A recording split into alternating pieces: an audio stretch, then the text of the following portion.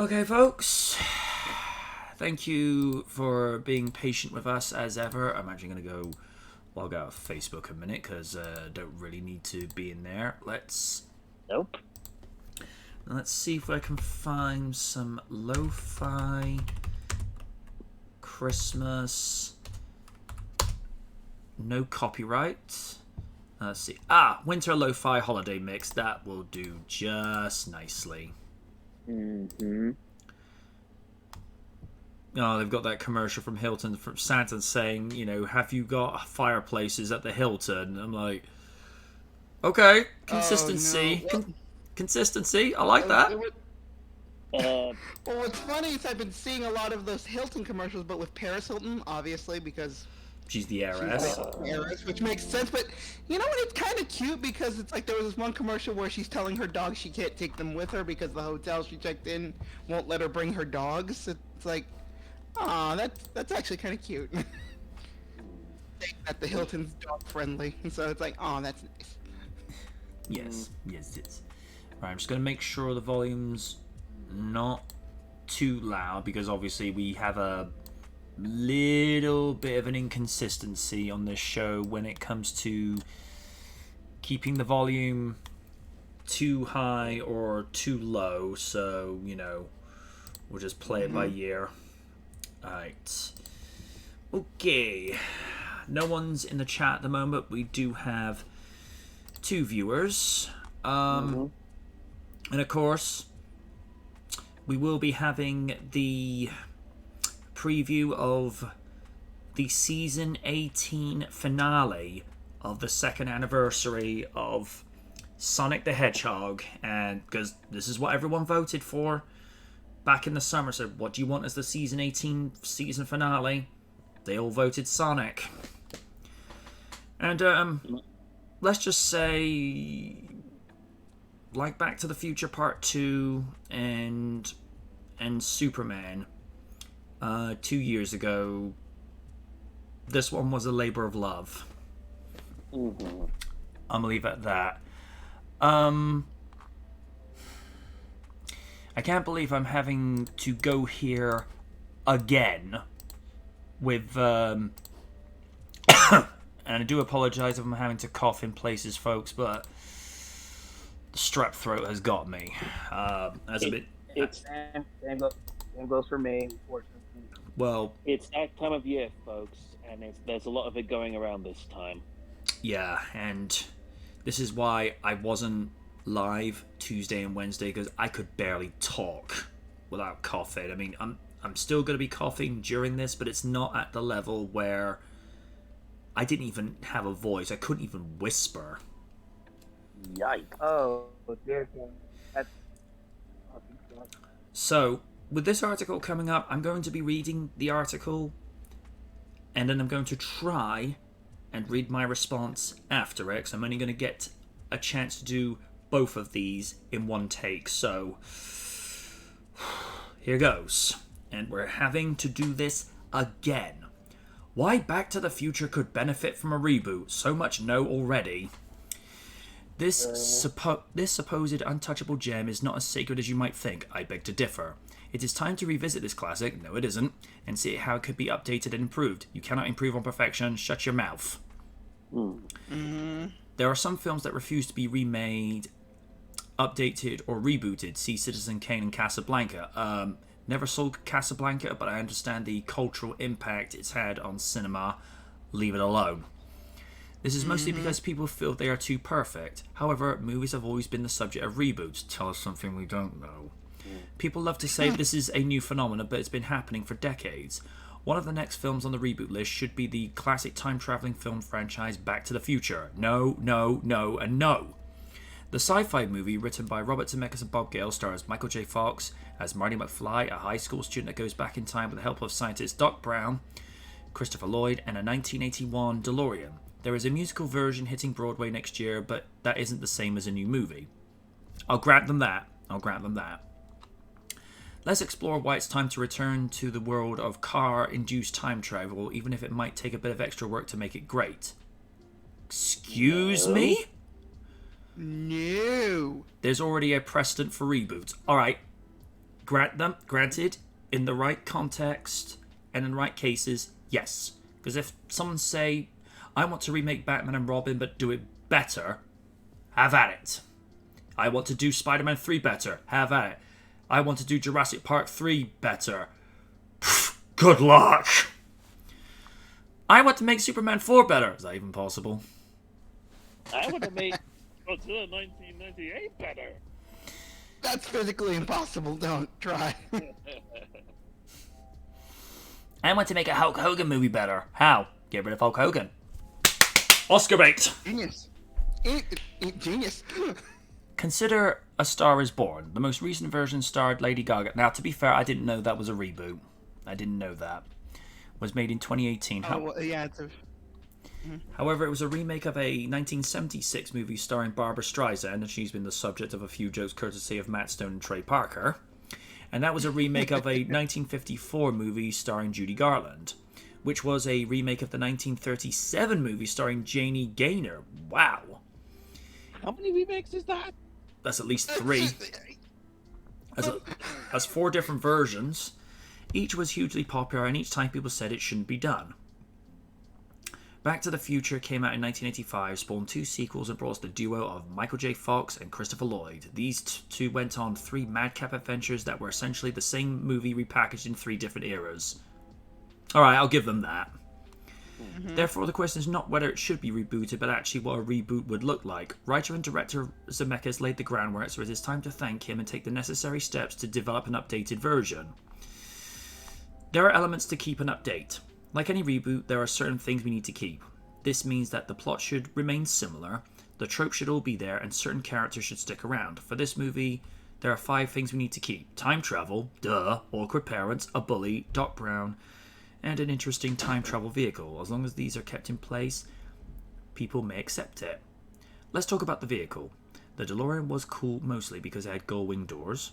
However, it was a dull metal grey. That's because it's stainless steel. There's not a lot you can do with that. It could have a bunch of futuristic stuff glued to it to make it look interesting. You didn't find a DeLorean interesting? What cold childhood must you have had? The fact is considered the coolest car is only because it was in the movie. But the car itself was a bit of a dud. Alright, I'll grant them that. The DeLorean was not the most technically sound car to drive. Thankfully, the DeLorean Motor Company that's based in Texas, they've actually ironed out the faults of the car, so yeah. This is a chance to update it with a similar dud that could be retooled and added to make it look more futuristic. So a similar dud, so the Ford Mustang Mach-E. I went there, I don't care. Let's try the Tesla Cybertruck. Unlike... oh yeah, that thing! Ugh. Unlike other more interesting vehicles, it doesn't have the best look and is going to sell about 12 units.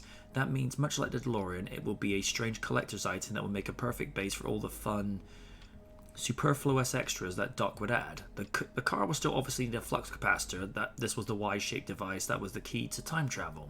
Doc Brown fought it when he bonked his head in 1955 on his toilet seat. Something else that needs to change is the time frame. The movie began in 85 and found Marty traveling back to 1955. This needs to be updated because a modern take should be modernized. Well, duh. Therefore, we can place our protagonists in 2023 and have them go back to 1993. That way we get a modern take that lets us stay fun and adventurous. Alright, objectively, I'm going to agree with that point because a kid that goes back from 2023 to 1953... they're going to feel so out... Well, they're going to feel out of place in the 90s even, but at least with 90s, there's enough tech there that doesn't make them feel like a fish out of water so much. Whereas if you send them back to the 50s, no, it's not going to look so good.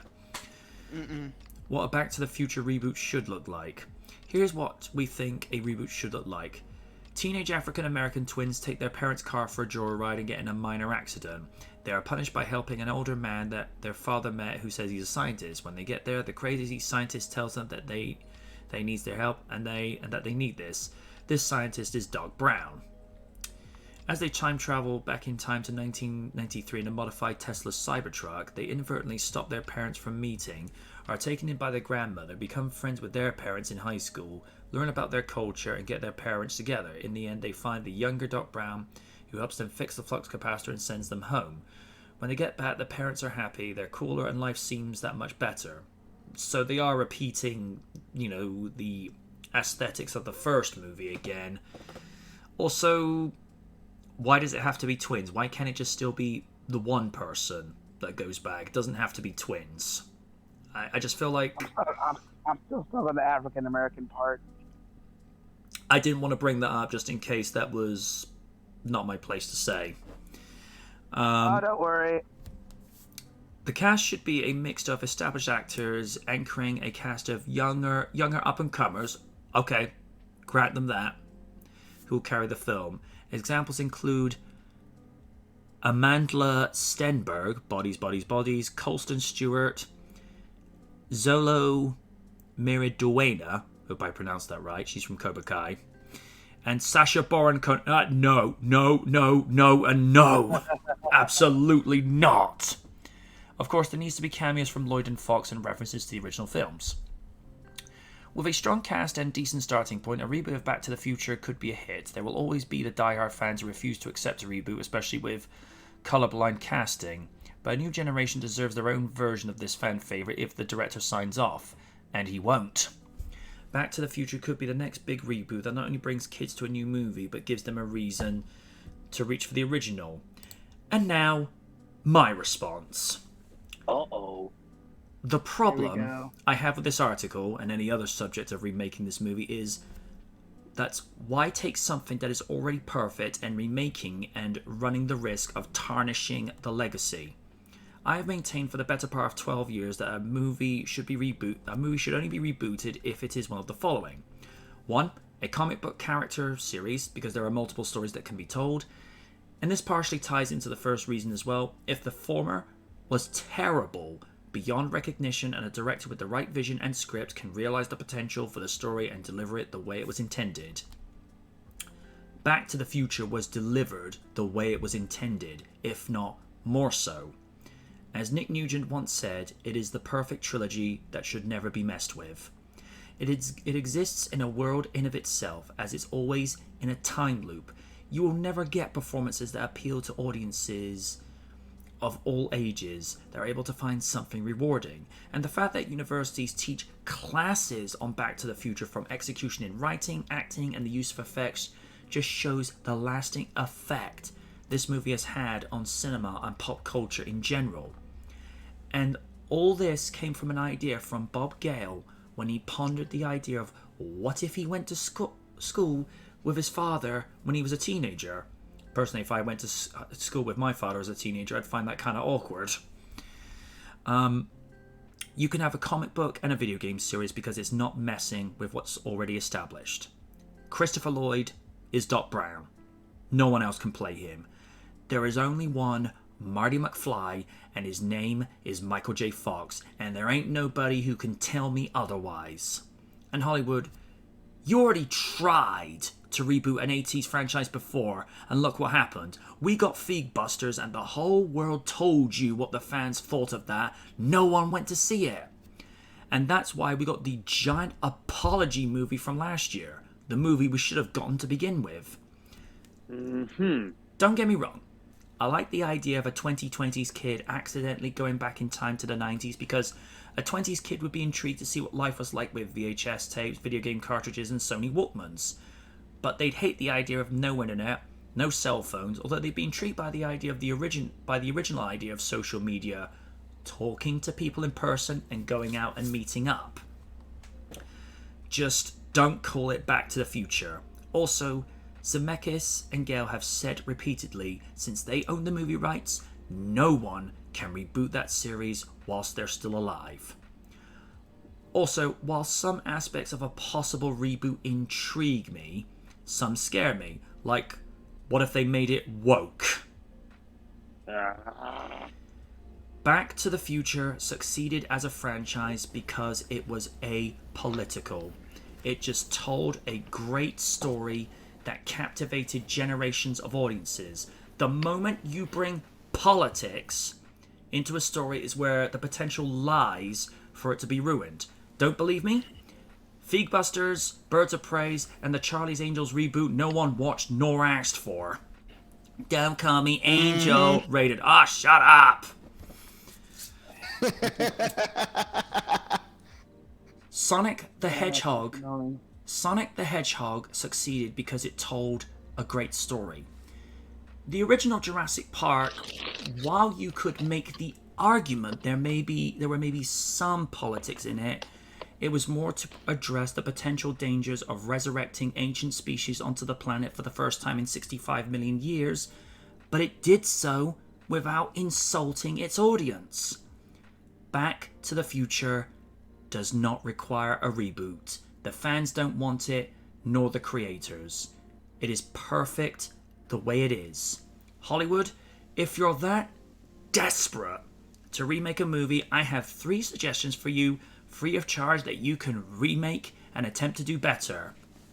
Number 1, Superman 3. Number 2, Batman and Robin. And 3rd, Jurassic Park 3. I'm done. Sir Stephen, you have the floor. How many times do we have to keep repeating ourselves? Just because you can does not mean you should. Indeed. I mean, where did they even think that the idea of remaking Back to the Future would be good? Some movies are just timeless classics. Exactly. And it's like trying to make a perfect bar of gold after you've smelted it down from a already perfectly bar of gold to begin with. You won't get the same thing twice. Nope. This is what I say with the Disney remakes. Lightning doesn't strike twice. No matter how much you try to dress it up for the modern age.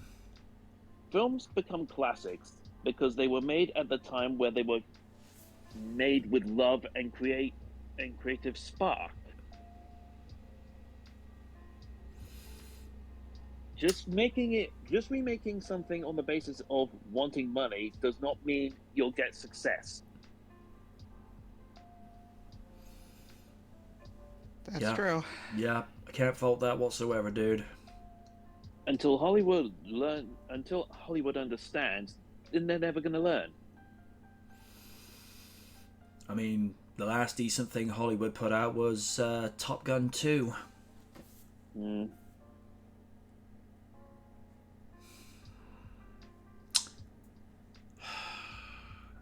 Anything further to add, dude? Nope. I've had my piece. Madam President, you may draw your sword. I am honestly in the consensus of everyone when I say don't remake Back to the Future, which is like, leave it where it is. It's a gem of a movie. You don't need to remake it. Like, again, there's some argument to be said about movies that, like, they should have, like, either reboots or remakes. Like, the one thing that, besides Top Gun Maverick, the only other reboot/remake that worked was Prey, which was basically a reboot of the Predator franchise, which I think it is. Yeah. And that, guess what? It had a female protagonist who wasn't shoved down our fucking throats.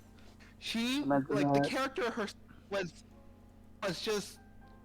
she was a character who wanted to, like, again, was trying to escape social norms of that time, prehistoric times, where well, not prehistoric times so much as times of, like, of tribes where, like, women weren't allowed to, were supposed to stay home. She wanted to help hunt and help her tribe.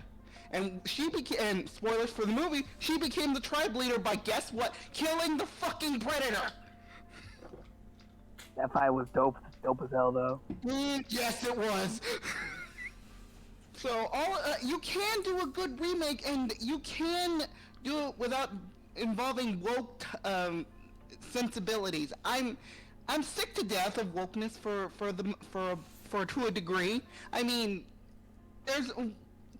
there's a way to do it without shoving it down our throats. You could be subtle about it, but when has Hollywood ever been subtle? No comment. And that automatically dates it. Exactly. It's like, again, there are some timeless things about, like, let's say, race relations, or... You don't have to go too far, because guess what? sadly, it's sad to say, racism's still gonna be a thing. Mm-hmm. We can't escape that. Racism's still gonna be a thing, but you don't have to add a bunch of other shit, name drop shit. Just racism is bad. How can we fix that? That's it. You don't need to freaking shove all these things to date the movie. No. Again, I understand the point of view of this article, but you could do that with anything else. You don't need to remake Back to the Future. Just take a different idea. You don't have to use an existing property to make a decent movie. It seems rather silly, if you ask me. It's like I say, if the original movie was terrible, I'd say, okay, here's the keys to the DeLorean, have at it. But that one movie has spawned, thousands, hundreds of thousands, millions of adoring fans since 1985 because they love it the way it is. Because, like I say, you're not going to get writing performances like that ever again, and especially the score. Oh, terrible. Terrible with names at the moment. Hang on, to Wikipedia a second, because I know he also did the score for the Avengers as well. Alan Silvestri. His score for Back to the Future, perfect. You hear that score and it's just like, oh yeah. And when he did it live for the 25th anniversary at an auditorium in Los Angeles, somebody edited in footage of part 1 and part 2, and with a CG scene of the DeLorean in hover mode going around LA, and it's just like, it takes you back to your youth. I mean, it's not to say nobody could do a modern version of the Back to the Future score. But the thing is, it's like with certain scores. You think, when someone says, think of the Superman theme, they automatically go to John Williams from 1978. You ask them, think of Jaws, they think of John Williams' score. Ask them, think of the most ideal Spider-Man theme outside of the 90s animated theme.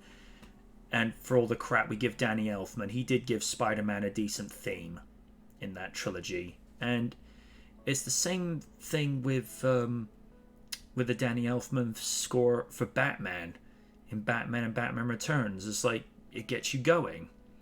So I don't know what they do with a modern Back to the Future score, because it's like we said, some things you just don't mess with. I mean, let's say for whatever reason we got like a Spider-Man No Way Home styled Blade movie where the Wesley Snipes incarnation meets the new one. You'd have still have the decent theme from Snipes' version, but what if for the new one they got, I don't know, Nicki Minaj to do the theme? And there's Ray to be like, don't do that, man, don't do that.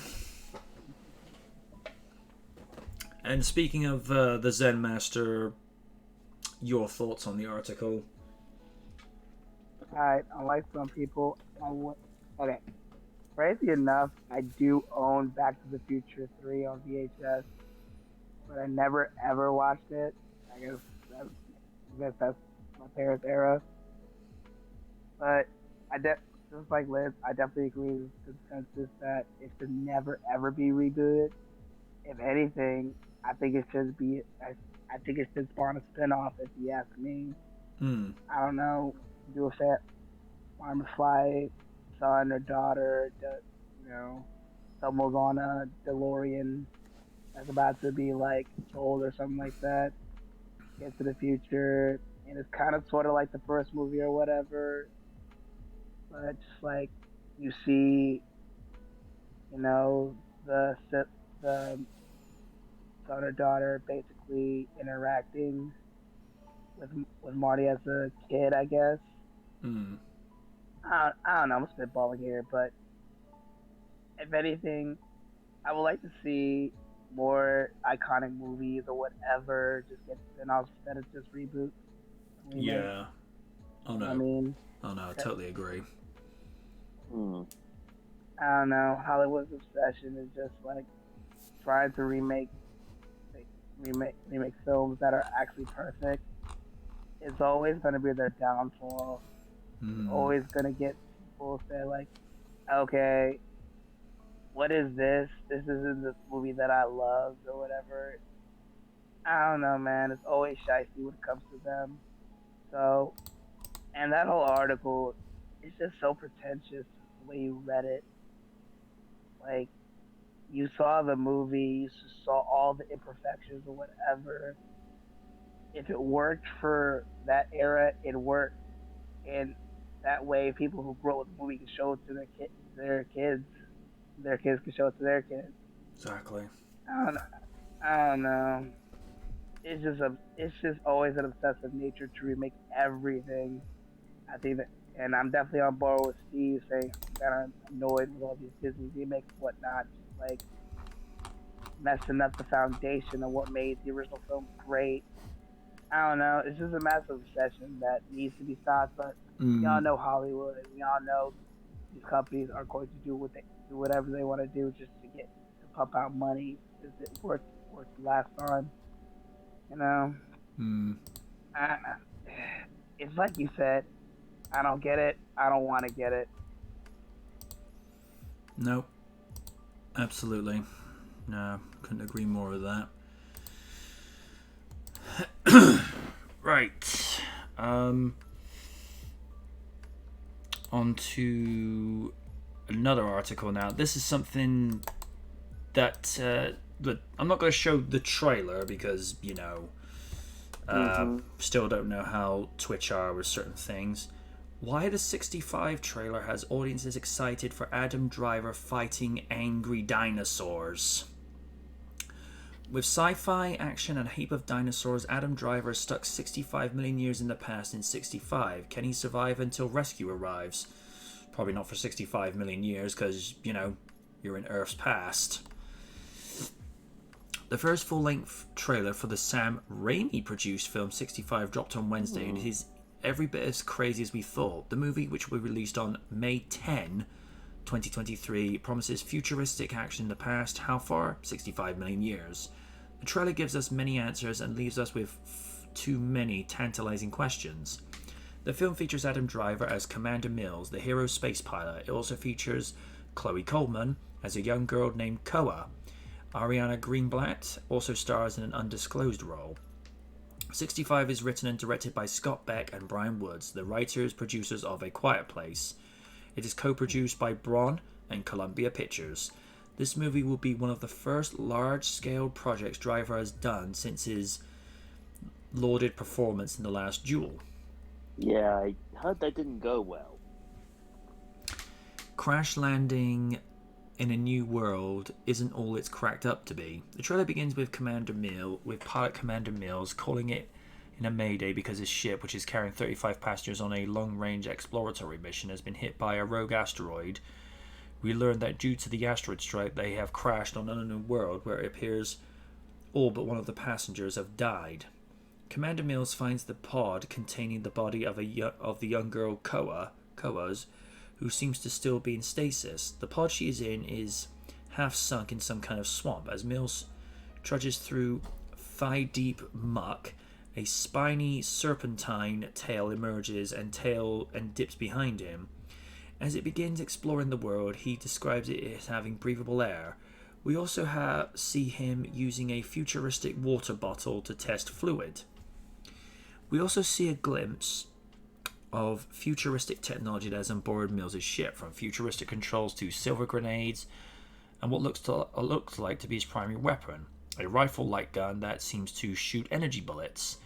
The barrel has a line of green symbols that disappear one by one as he fires each shot. During this time, we watch as the main character explores the world. It seems beautiful and idyllic with forests and waterfalls, but soon as we begin to see a more savage land as Driver's character begins marking trees with red X's. Perhaps he's making a path or maybe showing people a perimeter they shouldn't cross. Mills speaks in voiceover saying, "There's something alien out there," as we see him from overhead stepping onto a gigantic footprint in the pouring rain. Then a daytime shot of Mills and Koa looking up at thin and yellowed forest edge. Trees sway strangely, and there is a brief glimpse of what looks like a massive head. Several titles appear. The first reads 65 million years ago. Whilst he wakes his companion, another title appears reading Searching for a New World. Mills and Koa seem to have been in a cave. He stands with his rifle in his hand. Behind them, lightning strikes, illuminating the entrance, and there, all teeth and scales in the crackling momentary light, is a Tyrannosaurus Rex. When the third title appears, Led to Prehistoric Earth, the Tyrannosaurus bellows and opens its jaws, pushing its massive head into the cave. Mills' gun warms up, and the green indicators lighting up on the barrel as he quickly unloads his shots into the head of the animal, forcing it back. The next few seconds are slaps of scenery, dead planes, running, and at least one velociraptor. The entire time Mills is protecting the girl, giving her advice and directions. We see Mills throw his grenades, which are silver balls that, when they land, split into 3 pieces and begin showing electricity coursing through, though we never see them explode. The final shots are in the dark. Mills is running from the Tyrannosaurus, but behind it is a giant mech machine that seems to be walking rather than using wheels or flying. It also seems like more primitive and militaristic technology compared to the ship that Mills arrived in at the beginning. While we know that the movie takes place 65 million years ago, it is only hinted that this is the land of our past. If it is, Adam's Driver's character is not of Earth. In fact, all written language we have seen on the ship is alien. Should this be the case, what are we to take away from this? Since Ariana Greenblatt's character does not appear in the trailer, it's safe to say she could play any number of parts. She may be another surviving passenger of the crashed ship making her own way through the harsh world alone. Her character may be another pilot sent to rescue Commander Mills and any other survivors, or perhaps she's the one piloting the giant mech attempting to save Mills from the charging dinosaur. In the end, we know that man did not appear roughly until 2 million years ago. If it is our Earth, there are no natives to interact with. It may be a simple cat and mouse survival movie where Driver and Coleman must simply fight the prehistoric creatures until rescue arrives. All I can say is I'm in, because I saw that trailer and I'm like, gimme, just gimme, because it's actually nice to see another dinosaur franchise that isn't Jurassic Park. And I say that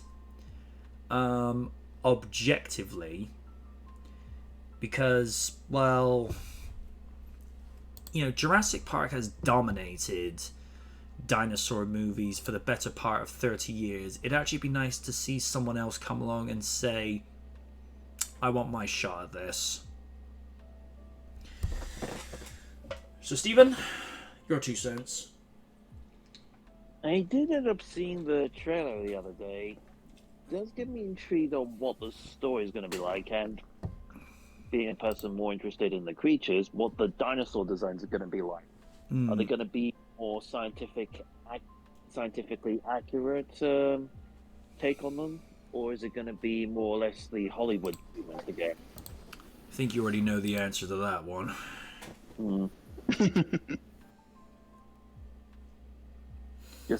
Just waiting to see how Adam Driver does this film, because from what I recall, the last Duel didn't do so well in theaters. That, and I think he's trying to get as far away from his involvement in the Star Wars sequel trilogy as possible. I think a lot of the cast of the sequel trilogy are. Even Disney came out and admitted, yeah, this Star Wars trilogy failed. It's like, no, really? And whose fault is that? Exactly. Kathleen Kennedy. Mm-hmm. I could say something about one of the directors, Ryan something. Yeah, I think Ryan Johnson. I don't know how to pronounce Yeah, it. Yeah. Ian Johnson, I think. he's nothing but a yes man. He does what he's told and doesn't question anything. It's like, yeah, when oh, damn it. J. Abrams. I'm No, not that. Oh, terrible with names at the moment. Voice of the Joker. Mark Hamill. Mark Hamill. When Hamill is calling you out on everything about what is wrong with how you're representing the Jedi, when, you know, he lived that lore in the late 70s and throughout the 80s, and he's telling you, you suck, that should say everything. And then they ended up bringing back Abrams just for damage control's sake. Yep. Guess what? Didn't work. No. I mean, the only one of the sequel trilogy I saw was Force Awakens, and there were elements of it that didn't sit well with me. The fact that, you know, Rey was mastering her use of the lightsaber with little to no training. I'm just, you know, pardon my language, but I thought, fuck off. When it took, Oh God, I'm convinced. Sorry, no, go ahead. because it took Luke ages for him to master it properly, because everyone, you know, essentially trained with him throughout those 3 movies, because he struggled to get there. And Chloe Moretz, as an actress, I love you. I think you're a great person. But she goes at Miss Tard saying, oh, no one would say that, you know, Luke was a Gary Stu. No, Luke was not a Gary Stu. He was a very flawed character. And, you know, you get people like Daisy Ripley saying, oh, I object to the term Mary Sue because I think that's sexist. Like, no, it's actually a term to describe an overpowered and too perfect character that just happens to be female. And, you know, there's a, you know, the male equivalent, a Gary Stu, which is basically Goku. Call it for what it is. So, you know, like I say, I love Chloe. Great actress, but for her to say that, oh, us fans would never say that about Luke, we actually did say that, you know, he's not a perfect character, he struggled, but he got there at the 3rd movie. He actually earned the right to be called a Jedi. He earned it. Whereas with Rey, no, she didn't. Yeah, I think I might be in the minority when I say that the movie should have been about Finn and not her. Exactly. Yeah. I was about to mention that. Like, it would have been so much better, and like have a freaking former stormtrooper turn out to be a fucking Jedi. How cool would that have been? But no, we gotta push up the female agenda. I'm like, can we stop? I mean, and also, Sorry. I have to say this as well. Jennifer Lawrence, to say there have been no female action leads in Hollywood until The Hunger Games. Linda Hamilton. She can go fuck off. No. Linda Hamilton, Sigourney Weaver, Sarah Michelle Gellar, Lucy Lawless. This is why she sucked as Mystique in the last X-Men movies. Mm-hmm. Oh, and apparently she threw a hissy fit on, I think it was either on Apocalypse or what was the last X-Men movie called? Dark Phoenix. Yeah, Dark Phoenix. she apparently went Oh on. yeah, I forgot about that. Oh yeah, I forgot about that movie. Apparently she went on. She threw a hissy fit in general because she didn't want to wear the blue makeup. I was about to get to that. Sorry. Oh, It's yeah, cool. It's cool. I forgot about Yeah, that. she got into such a tantrum just because she didn't want to go do that, and I'll say this as discreet as possible. Someone I don't know where they got these photos from, had photos of her waiting outside a prep room before she had blue makeup on, and, well, you can use your own imagination. I'll leave it at that. What? She was getting set up for to have like all the blue makeup done, and like with I think it's Rebecca Romijn, that was Mystique. Rebecca Romaine. Romaine, thank you. Who played Mystique originally. She had to be wearing little to nothing, because let's just call it for what it is. When Rebecca was playing Mystique, she was basically naked in a skin-tight skin suit, for want of a better expression. And somebody, I don't know who did this, and I don't want to know, had pictures of Jennifer Lawrence wearing nothing but a smile. Oh boy. And like I say, I will go no further than that.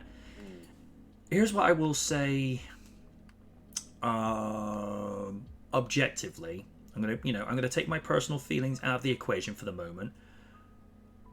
When Jennifer is on task, she's actually a very good actress, because you actually look at the characters she plays and you're like, okay, you're actually quite interesting, you're actually quite sweet for when the roles require it. And this is just me speaking as a guy.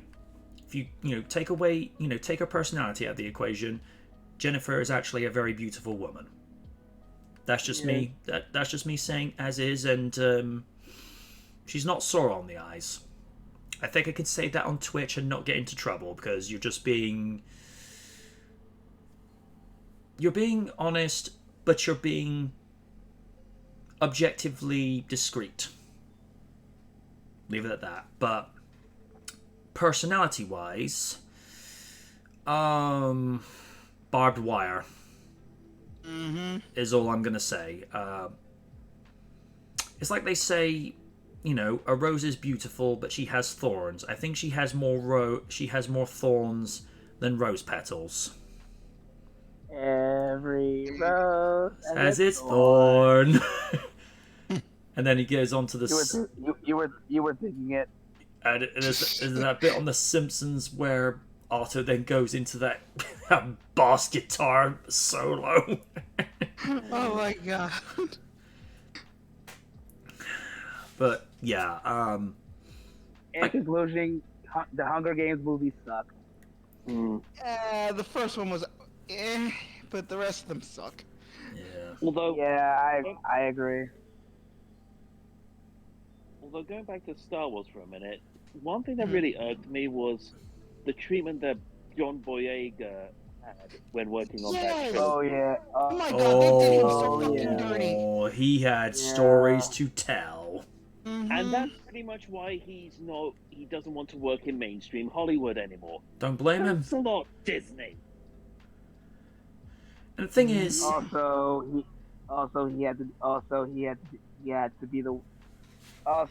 to be caught in EA's bullshit and had to, announce some microtransaction bullshit. I mean, for Star Wars, for the remake of Star Wars Battlefront. Oh dear.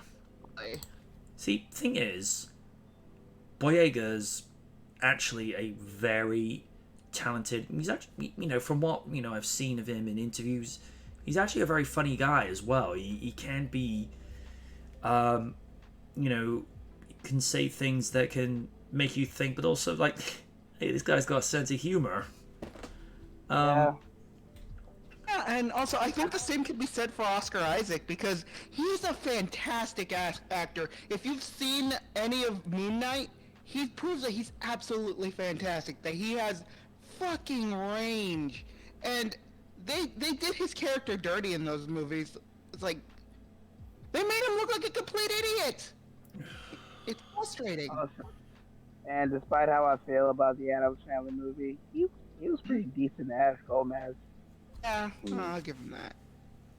I mean, I was gonna say, I think this is another reason why a lot of actors now sort of question if they should go work for Disney or not, because if this was Disney 20, 30 years ago, okay, not a problem. Disney now, nope, you got political agendas.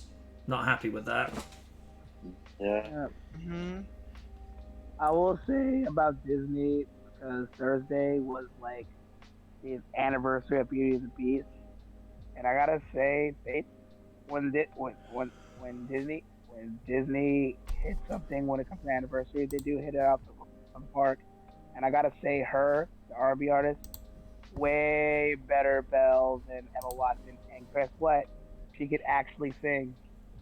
Yes. Ooh. That's what I told my friend, who is apparently a big fan of Beauty and the Beast. And Which version?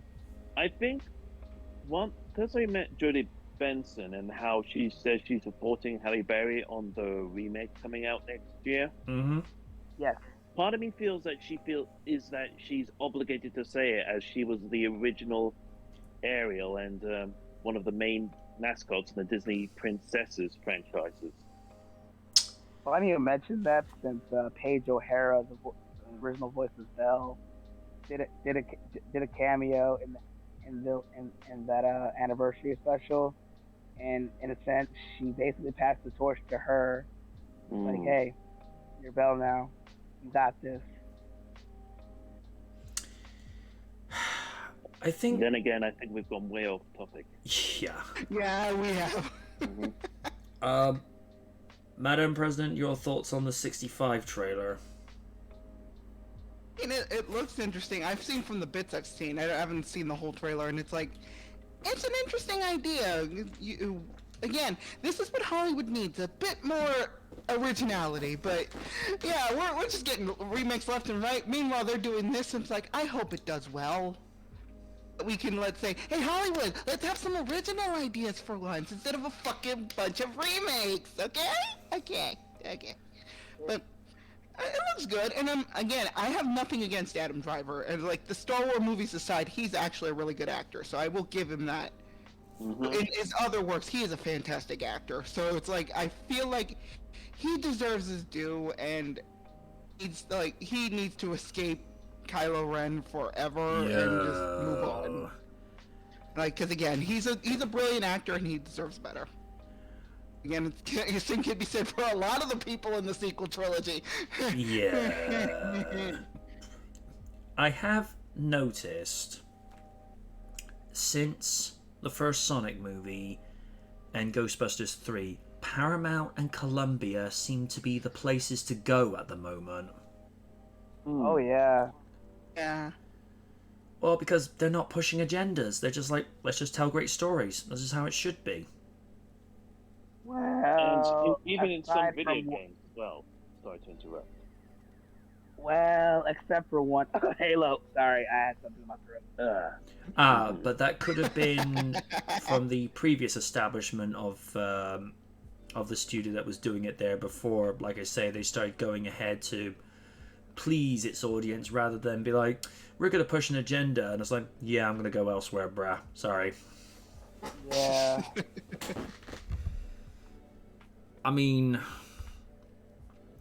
let's just say, for the sake of discussion, Sony decides to do an Eminem biopic where, the title of the movie is My Name Is, and let's say they get Zac Efron to play M. Now, Zac, good actor, he's really come into his own.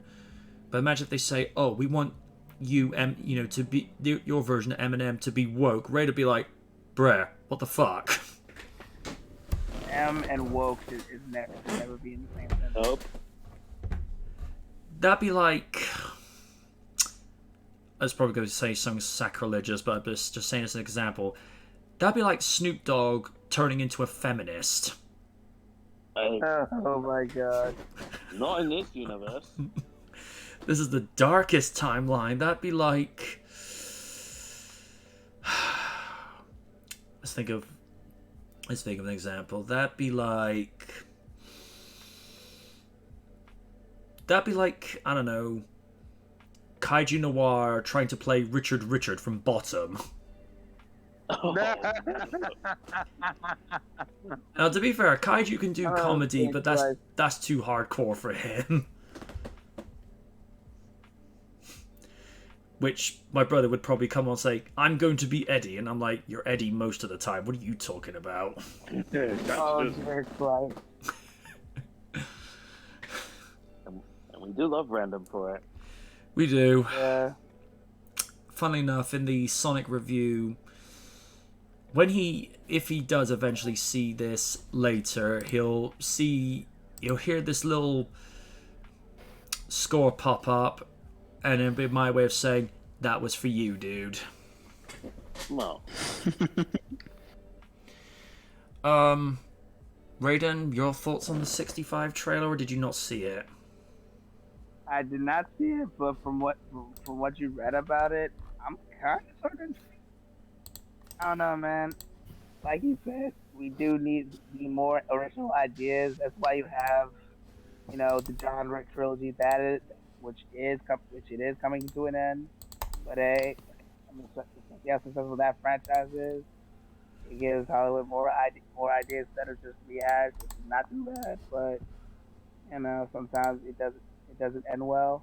No, so hearing about this, I'm intrigued. I mean, I've Driver, I always thought it was cool, even after Star Wars. I can't hold you. Even though in that movie, I have seen a little bit of performance in I think it's called Marriage Story, where he was co-starred Scarlett Johansson, All right. and I remember that argument they had. It's like, oh, and I'm not really into stuff like that, but I gotta give credit. He did his thing there. He can emote all of that without just doing all of that. Kind of like how Robert Pattinson did after the Twilight movies. Oh yeah. So I'm willing to give it a shot. I'll probably check out the trailer. I cannot see today. I'll definitely check out the trailer later to see how I feel. You know what I mean? So yeah, like I said, I'm slightly intrigued. All right. Well,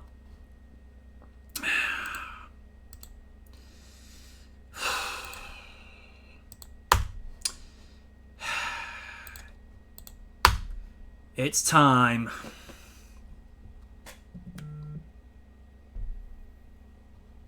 Alright. This is what the people voted for. Sean, as the usual, because we still don't know how Twitch are with streaming my reviews. That's something I will be asking them about next season, just to get some clarification, because it's a transformative piece of work, it might qualify, but I'd rather have them look at it and think, okay, this is allowed or this is not allowed. So as per norm, don't press the start button until everybody's ready.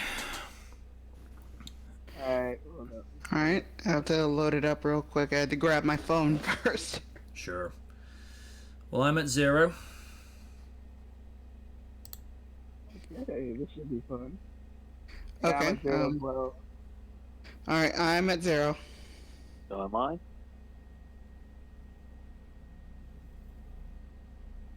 Just waiting on Raiden. Oh yeah, I'm ready. 3, 2, 1, play. That, I like what you did there. Yeah. That's cool.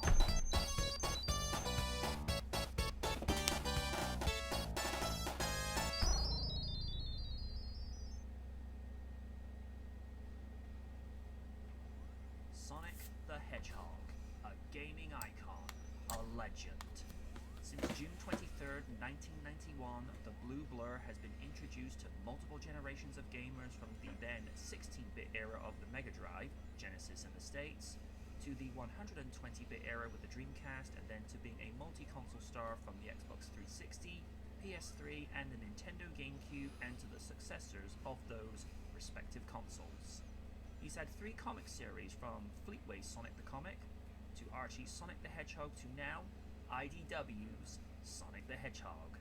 He's been a TV star from the madcap slapstick comedy romp of The Adventures of Sonic the Hedgehog, where you could make the argument that in later years, the late Long John Baldry's portrayal of Dr. Ivo Robotnik became more iconic than him. Snooping as usual, I see. With a very dark and serious dystopian future in Sonic the Hedgehog, also known as SatAM, that has Sonic and his friends mounting a resistance cause against a very darker incarnation of Robotnik, voiced by Jim Cummings, who is the type of voice you don't want to hear with the lights off. Bring the dragon in. Oh boy.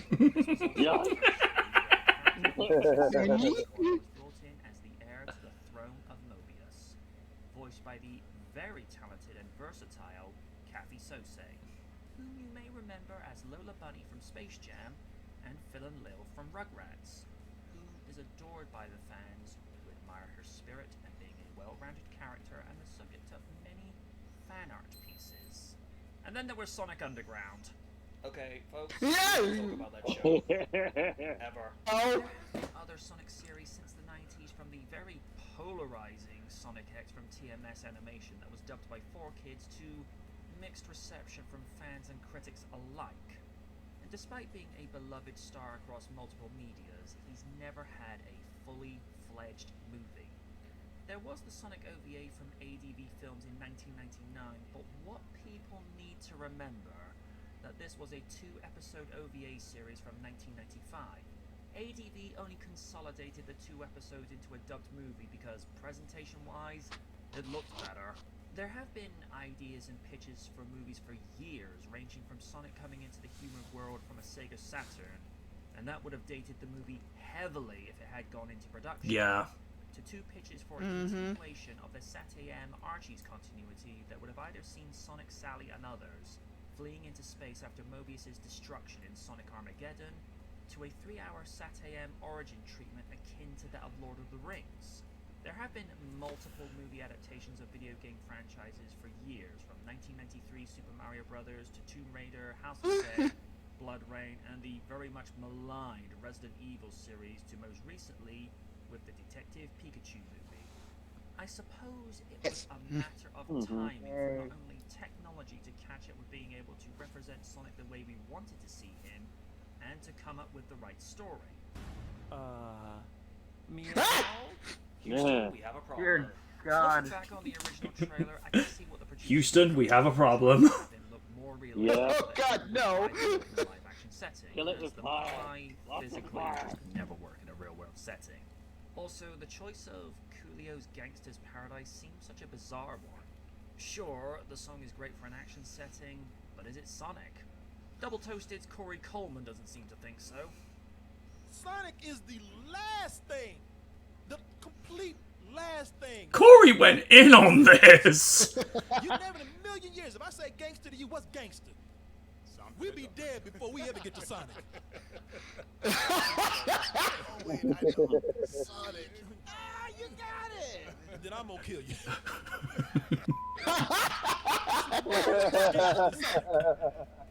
Oh God. Probably say he has ties to the Italian mob. Oh my God, no. Said they would take Sonic back to the drawing board, and in It's a me, Don Mario. We get pizza. You're gonna be sleeping with the fishes. 14th, 2020, Mamma and spent an mia. additional $5 million on redesigning Sonic for the movie so that the people could be met halfway. And what we got was pretty balanced.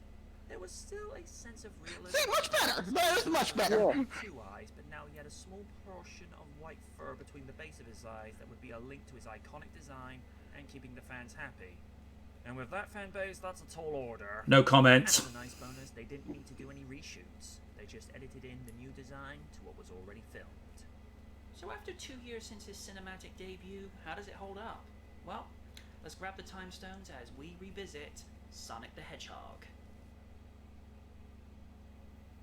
The story itself has a very simple premise. Sonic, who has been living in secret among humans for 10 years Aw, ever since baby being sent from his Shaggy. homeworld by his So guardian cute. Aw.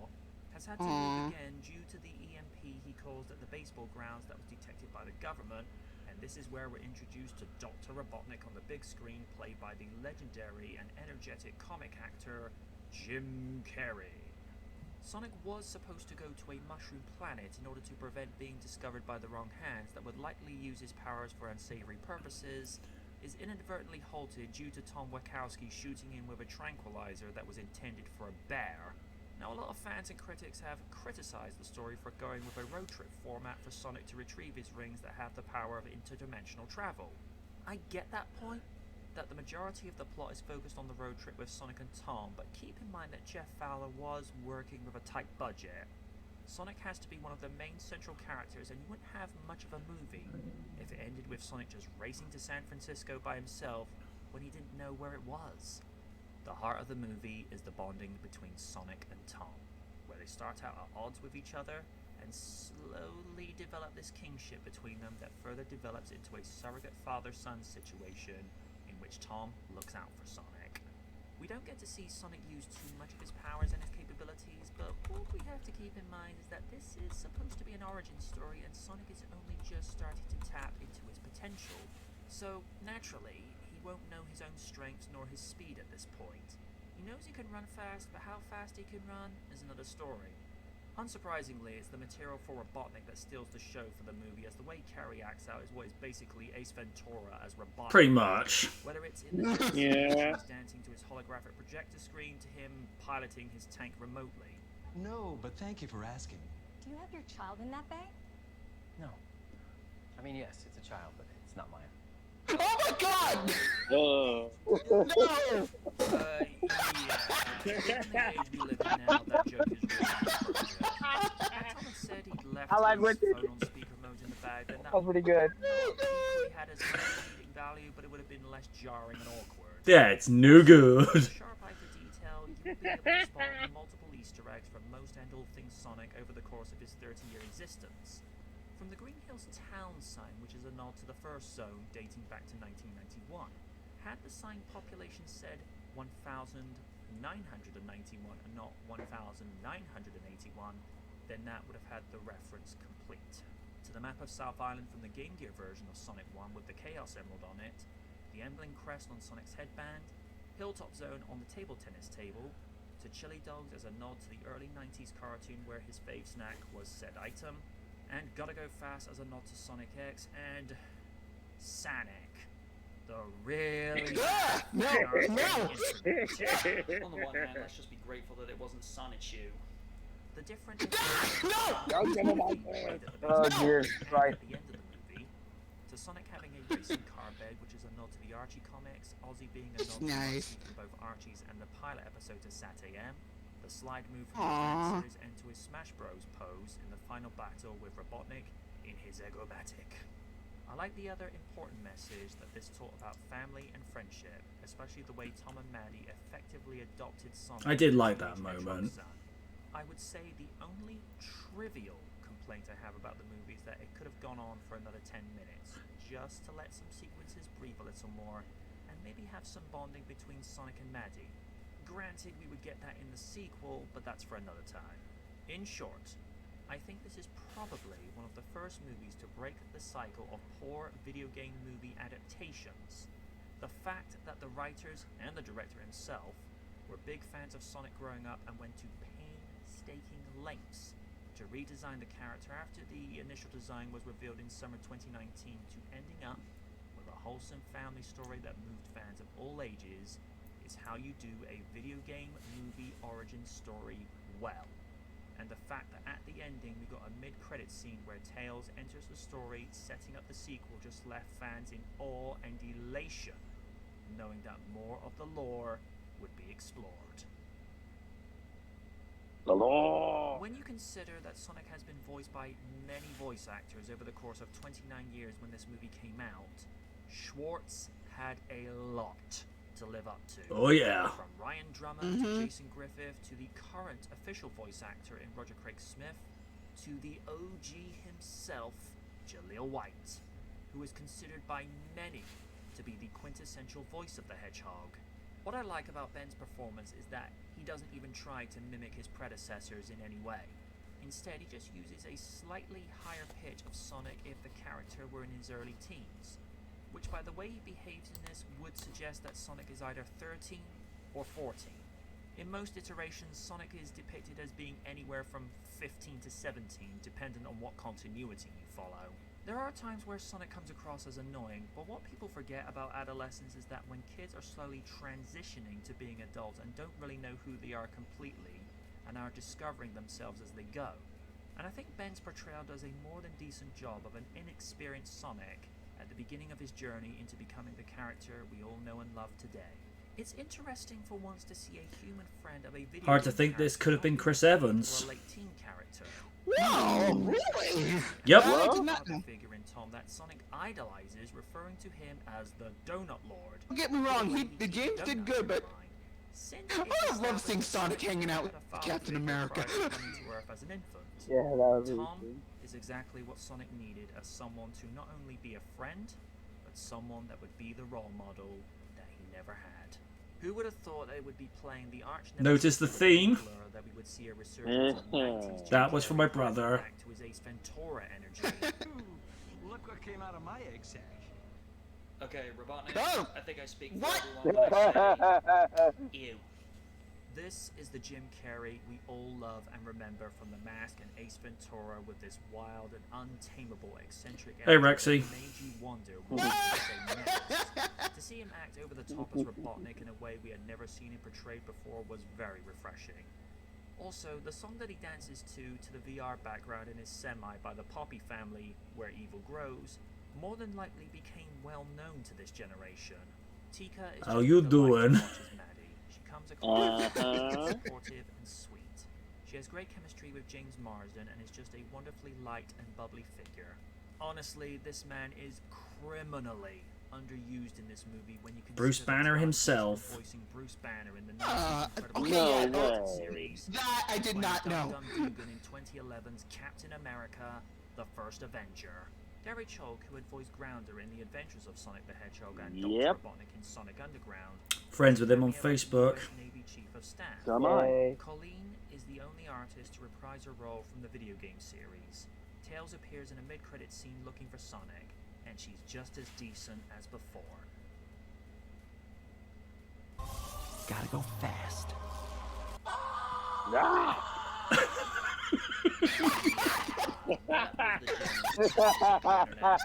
Okay, I'm going to be that guy.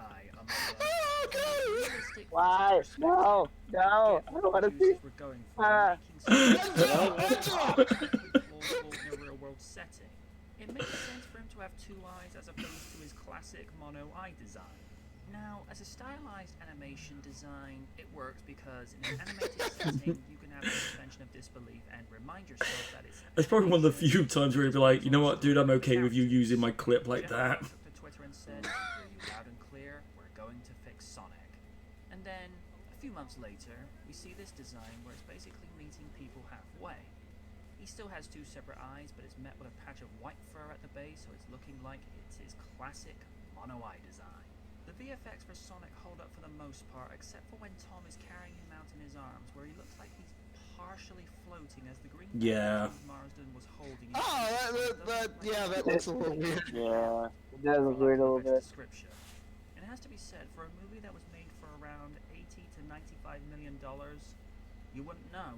Jeff Fowler actually started as an animator and was one of the animators for 2005's Shadow the Hedgehog, so he knows how to use the animation effectively where it needs to be.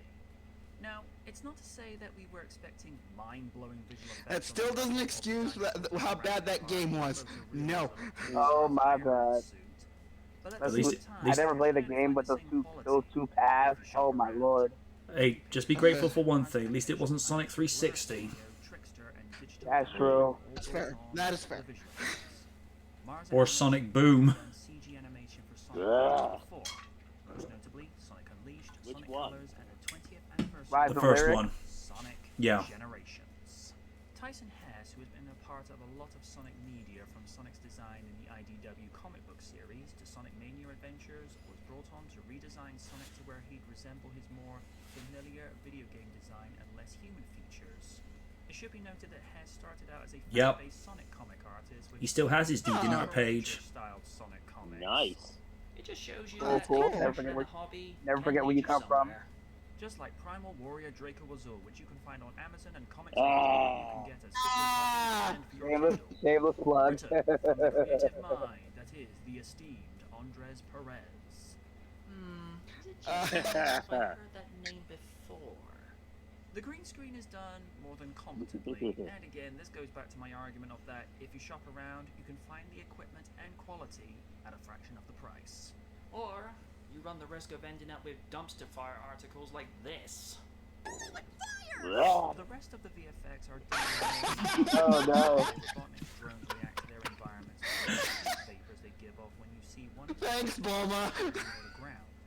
So, aside from some small discrepancies to how Sonic interacts with his environment, the effects are more than decent. Or for being present, thank you, Megami 33. I was not expecting the score to be this faithful to the source material. From the opening theme of Sonic Mania, Friends, by Hyperportions being played in the opening credits, to different renditions of the Green Hill Zone being played at the baseball ground, to the piano version at the end. What got me with the soundtrack was the sound style of Wiz Khalifa's Speed Me Up, where, right from the word go, you hear the same drum beats from Sonic 2's Metropolis Zone. This felt like recording artists that got to work on a passion project they had been waiting for since they were kids. To hear Spin Dash and Best Friend in Tails warmed my heart and several other fans that have grown up with Sonic over the last 3 decades. Boom, by X-Ambassadors, did suit the Matrix-styled scene in which Sonic is basically aping what Quicksilver did in X-Men Days of Future Past by moving around the bar so quick. Tom Holkenberg, aka EXL, has worked on high-profile movie projects ranging from Batman v Superman, Deadpool, and to the not-so-favoured Terminator Dark Fate, which his score was one of the very few redeemable aspects of that train wreck. Hulkenberg put a score together that felt like the gaming soundtracks that had been taken from the games and still very recognizable, but with more of a, for lack of a better term, orchestral treatment. As I've mentioned Green Hill before, take this piece at the baseball ground where you're seeing Sonic's perspective as a starry-eyed kid being able to marvel at his surroundings, and it takes you back to your childhood innocence in appreciating what he's seeing and feeling.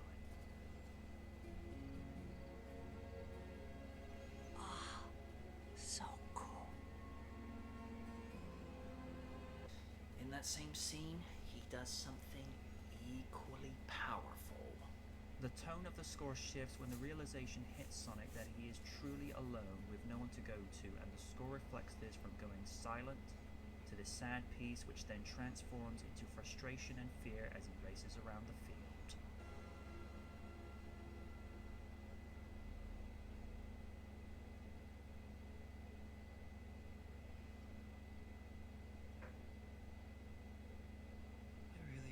I was not prepared for that in the theaters.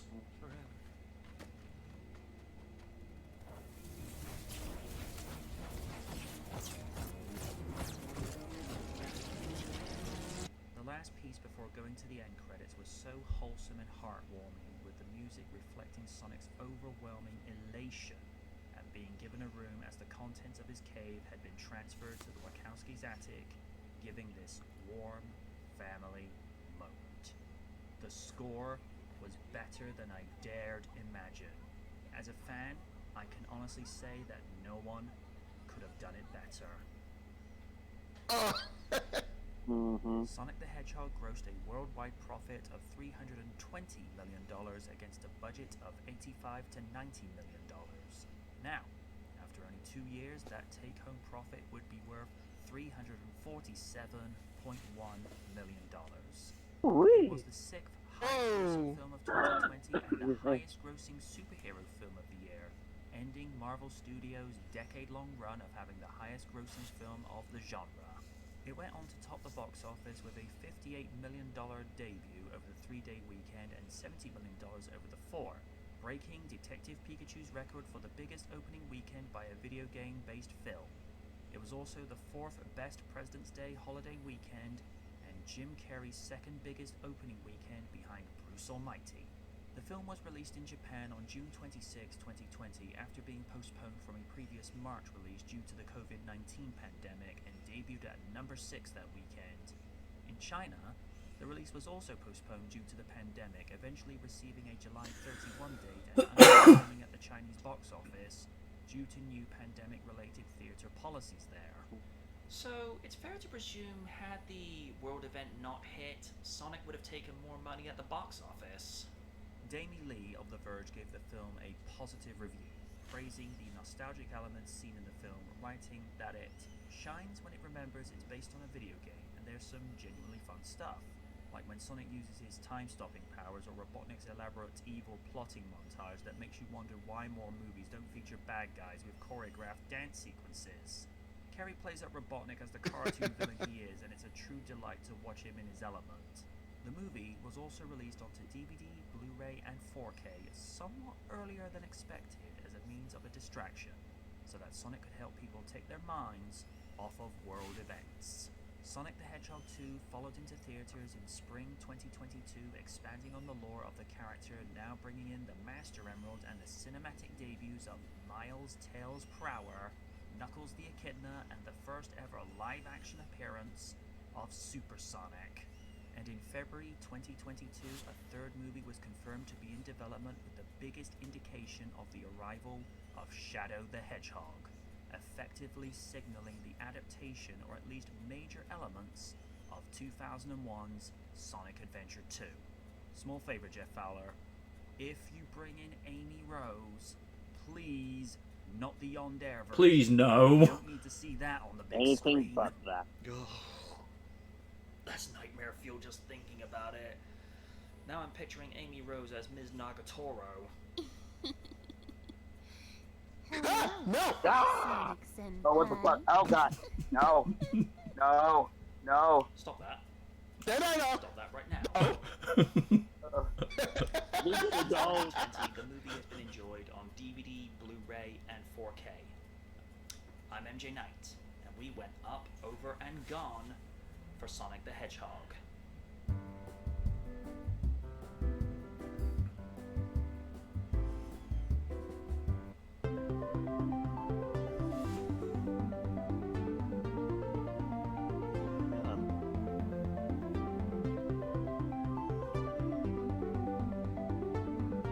Take a bow, MJ. Take a bow. Thank you. Yeah, that was great. Yeah.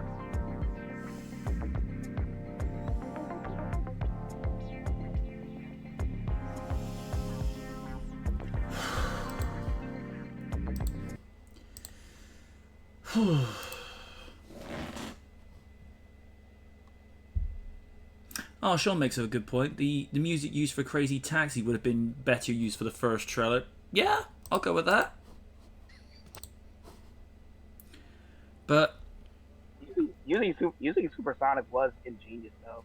yeah, but it's just like I say, you know, alright, Gangsta's Paradise is a great song to use for a dramatic or an action sequences, but Sonic? It's like Corey said, that's the last thing you think about when you say gangsta. I think he probably went, maybe he was reaching a little bit to say Super Mario Bros. More gangster than Sonic. At least you could say he has ties to the Italian mob. Like, oh, come on, man. Even Billy's like, come on, man, what you gotta go there for? But, no, this is, like I say, this is what the people voted for, so I'm like, okay. Need to approach this somewhat differently, and like I say, going in with the regular intro, I'm like, no. This requires something a little bit more, and one thought did occur to me, like, why did I choose the intro theme from Sonic 2 and not Sonic 1? I don't know, Sonic 2's intro from back in the day, it just sounds better. Because I noticed with the first one, it's a little slower, whereas the second one, there's a little bit more of a pace to it. And I think, I mean, I didn't think about this at the time, but subconsciously I was probably thinking, you need to approach this in the way that you, you know, that the way that you approached Fast Memories and Blue Reflections. You know, you need to give somewhat of a lengthy backstory to how the journey to the original movie happened, because it'd be like if they ever made a Static Shock movie, and then someone goes to review, it's like, if you're a dedicated fan, you have to go from inception to pitches to failed attempts to make a movie, and then finally, you know, the successful pitch and the pitch that went through. And I just felt that was necessary with Sonic, and like I say, also it's a nice look for people to look into Sonic's past and like, wait, I didn't know he had that comic book series. Like, oh wait, like, you know, he had that show. It's like, and then they go to look it up online, they go to buy the DVDs and the comic books, and to the distributors, you're welcome. I just did some free advertisement for you. Again, I looked at that abduction joke in there. I'm like, okay, this is where I'm going to be objective. Let's just say, for the sake of discussion, Sonic was an R-rated comedy. Just go with me here a minute. Context-wise, that joke, while still a little bit dicey, it would probably go better in something that's more adult-related, but in the context of a family-rated adventure comedy, very inappropriate. I just looked at it, I'm like, you know, considering the world we live in today, that joke should not have been in there. And of course, I was looking at that moment, I'm like, wait a minute, I've got the perfect response for Ray, and he pops up, that's no good. I'm looking at thinking, that was sweet. I like that. I was sort of half expected to go, you son of a bitch, I knew you'd do this.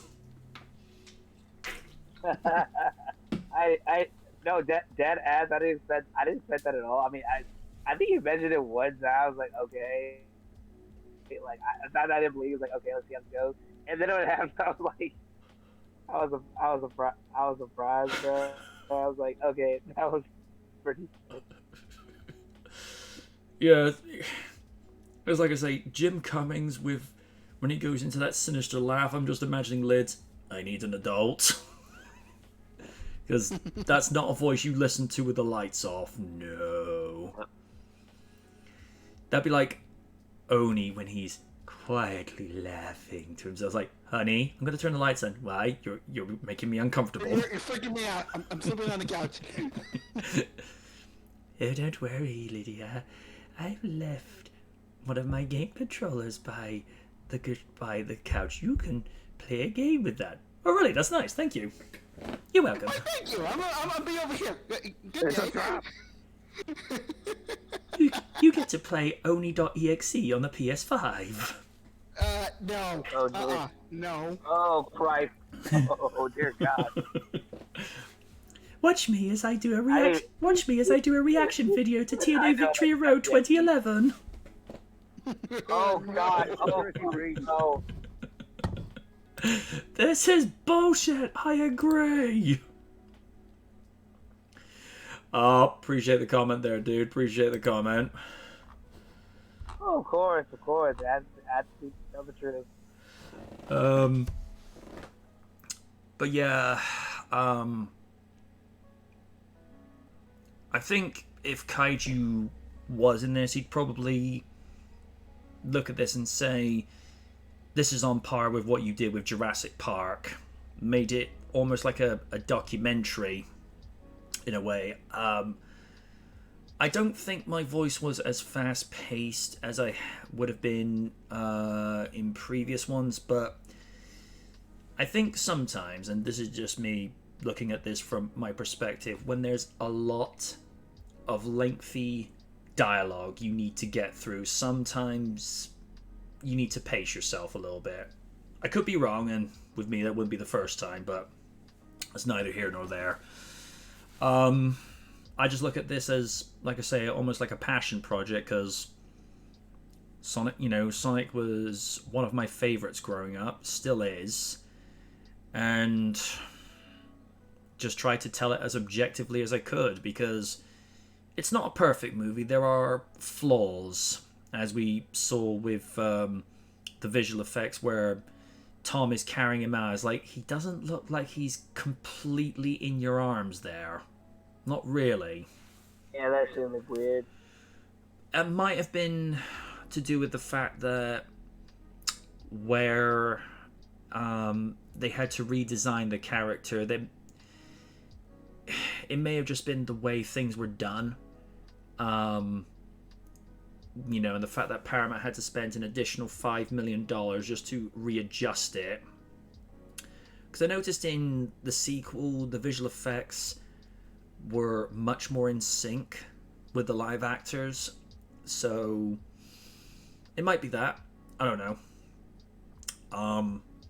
But this was something I was very happy to work on. I would have included snippets of Speed Me Up, but considering Twitch and YouTube are very touchy about recording artists' music being used in videos that they are not licensed by, it's like, don't do it. It's not worth it. Because otherwise we'd have that whole I think it was the Warner Music label debacle in 2009, where a lot of people boycotted. Oh, WME? Yeah. Oh, dear God, don't remind me of that shit. Ugh. Because I noticed a lot of people that put... They were on a fucking warpath, man.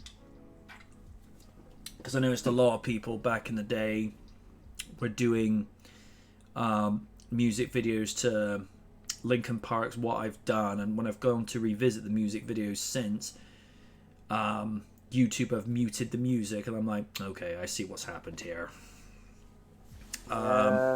So there was like small little snippets of of ex-ambassadors and the Poppy family, but because I've got the volume on them turned down low enough to where you can hear what it is, but it's not enough for YouTube to detect it, and there's probably like just seconds of them used. It's like, it's not even worth putting a claim in. At least from my perspective, it's not worth putting a claim in. But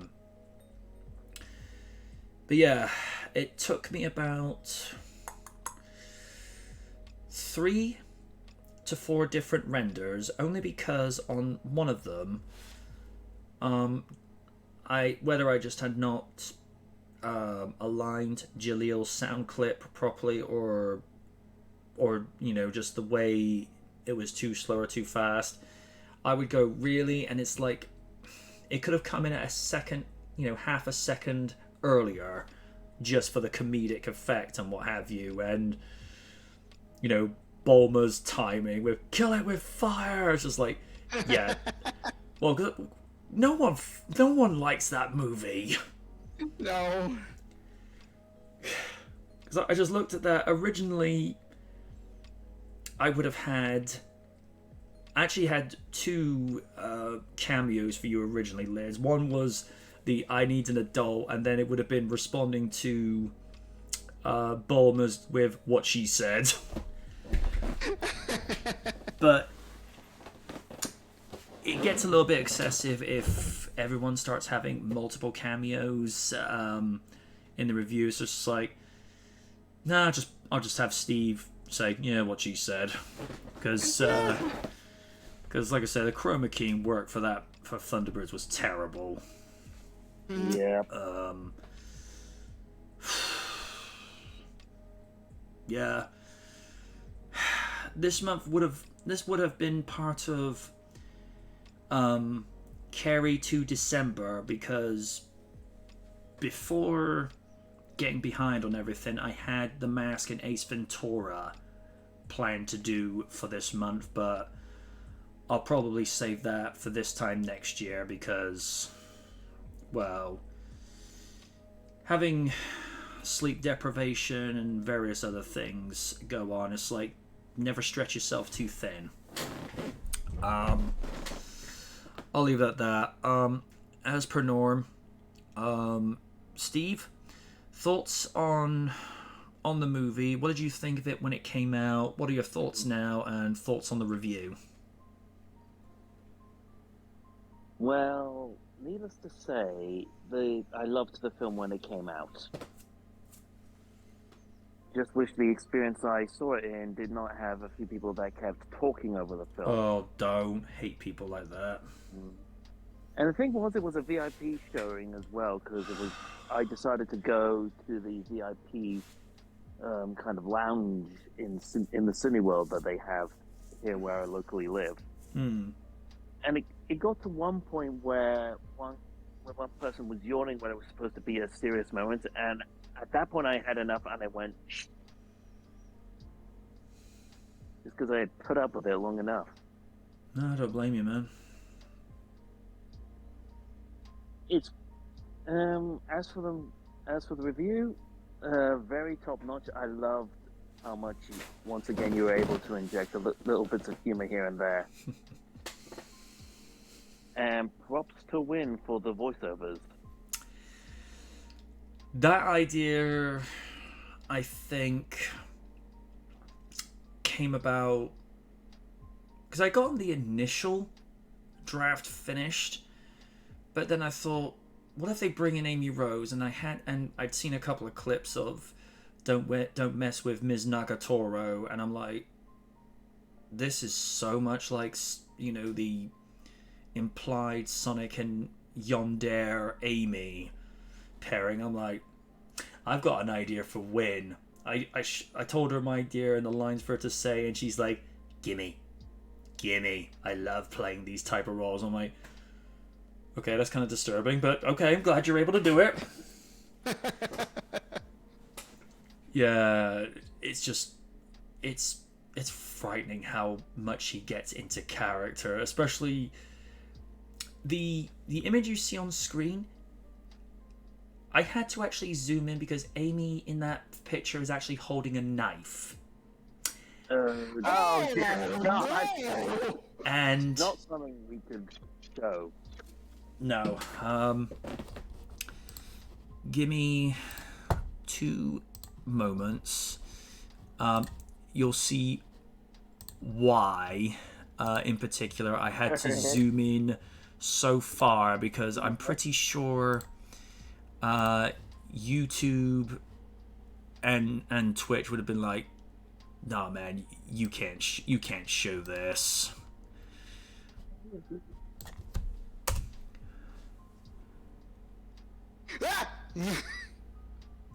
Hold on. Okay. No. No. No.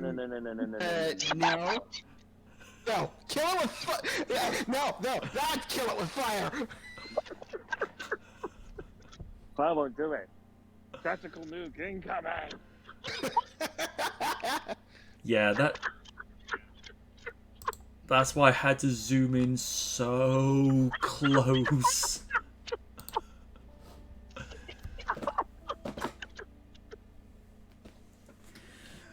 I mean, the face she makes is perfect, but not the knife. Not the knife. I'm zooming in and out, bro. It's just like you looking at man. Oh my god. Oh my god. Yeah. I mean, I could have found a way to edit the knife out, but then you'd have that weird edit thing where it just looks, so obscure and it just looks so poorly done. So it's like, just zoom in. Just zoom in. The simplest approach is often the most effective. But yeah.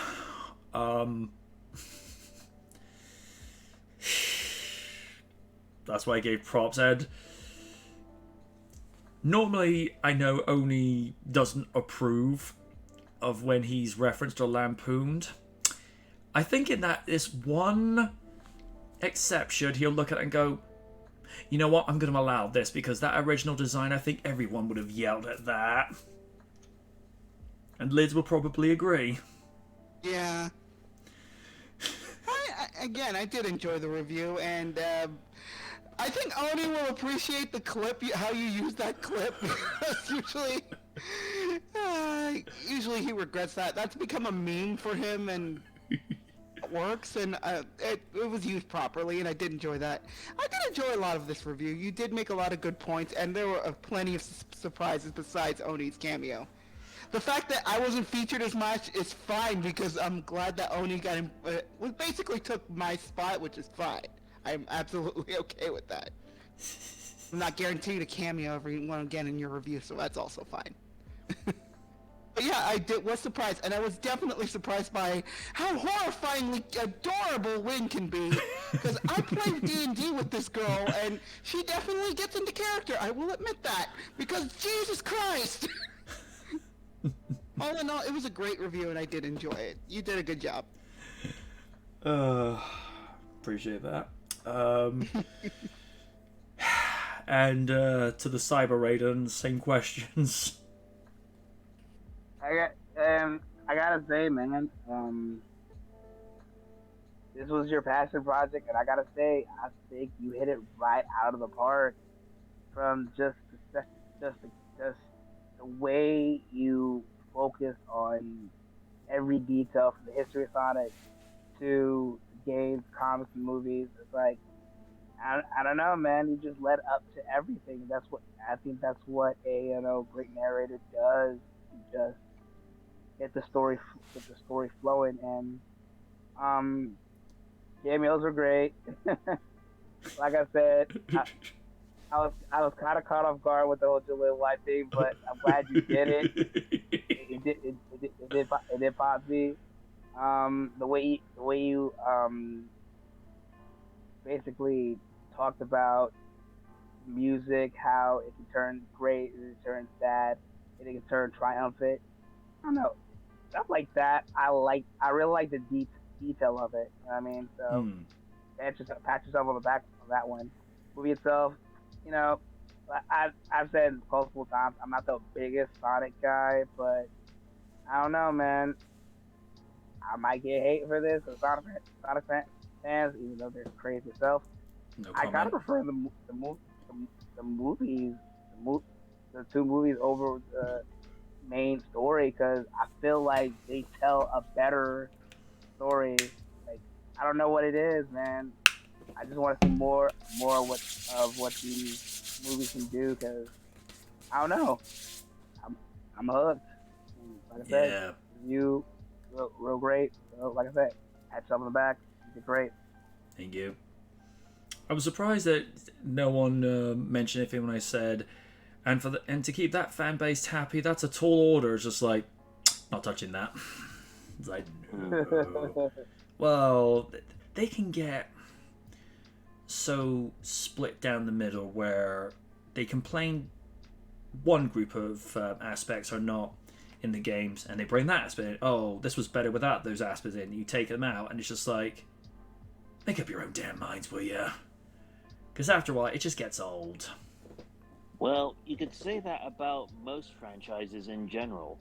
Yeah, I heard this. That's true. I've heard the Steven Universe fan base is just. Ugh. Oh, you have not met the Ruby fan base. Oh no! Oh my God! Don't. Or the Voltron Legendary Defender fan base. Oh God, no! I mean, this is one of the reasons I'm not in the official Sonic Facebook forum, because. Oh man, me, Ash, and her hubby got out of that shit way too fast. Yeah, the people in there. Look, okay. I'm gonna be objective a minute. It's not to say people cannot have their opinions. That's not what I'm getting at. It's just when you make mountains out of molehills and nitpick for the sake of nitpicking, of stuff that doesn't even matter. I'm with the fan, with the side of the fan base that are objective, where we recognize the bad as well as the good. There are bits that we like, but then we'll say, I didn't like these aspects about that game because it kind of brings the flow and it doesn't really gel well with the story. And then when you see the improvements on the next game, it's like, yep, this is what we asked for, thank you very much, and then we leave it at that. It's why I say there are two sets of fans in any fan base. This is not just Sonic. You get people like Ashley, her husband, and say Win, who they like the story, what is presented to them the way it is, but feel like there can be some improvements made, and they do it in a rather polite and subtle fashion. And then you get the people reeing over it, and you think, yeah, I'm going to issue a restraining order against you people. You're making Dr. Robotnik look sane and approachable by comparison. Take that as you want to.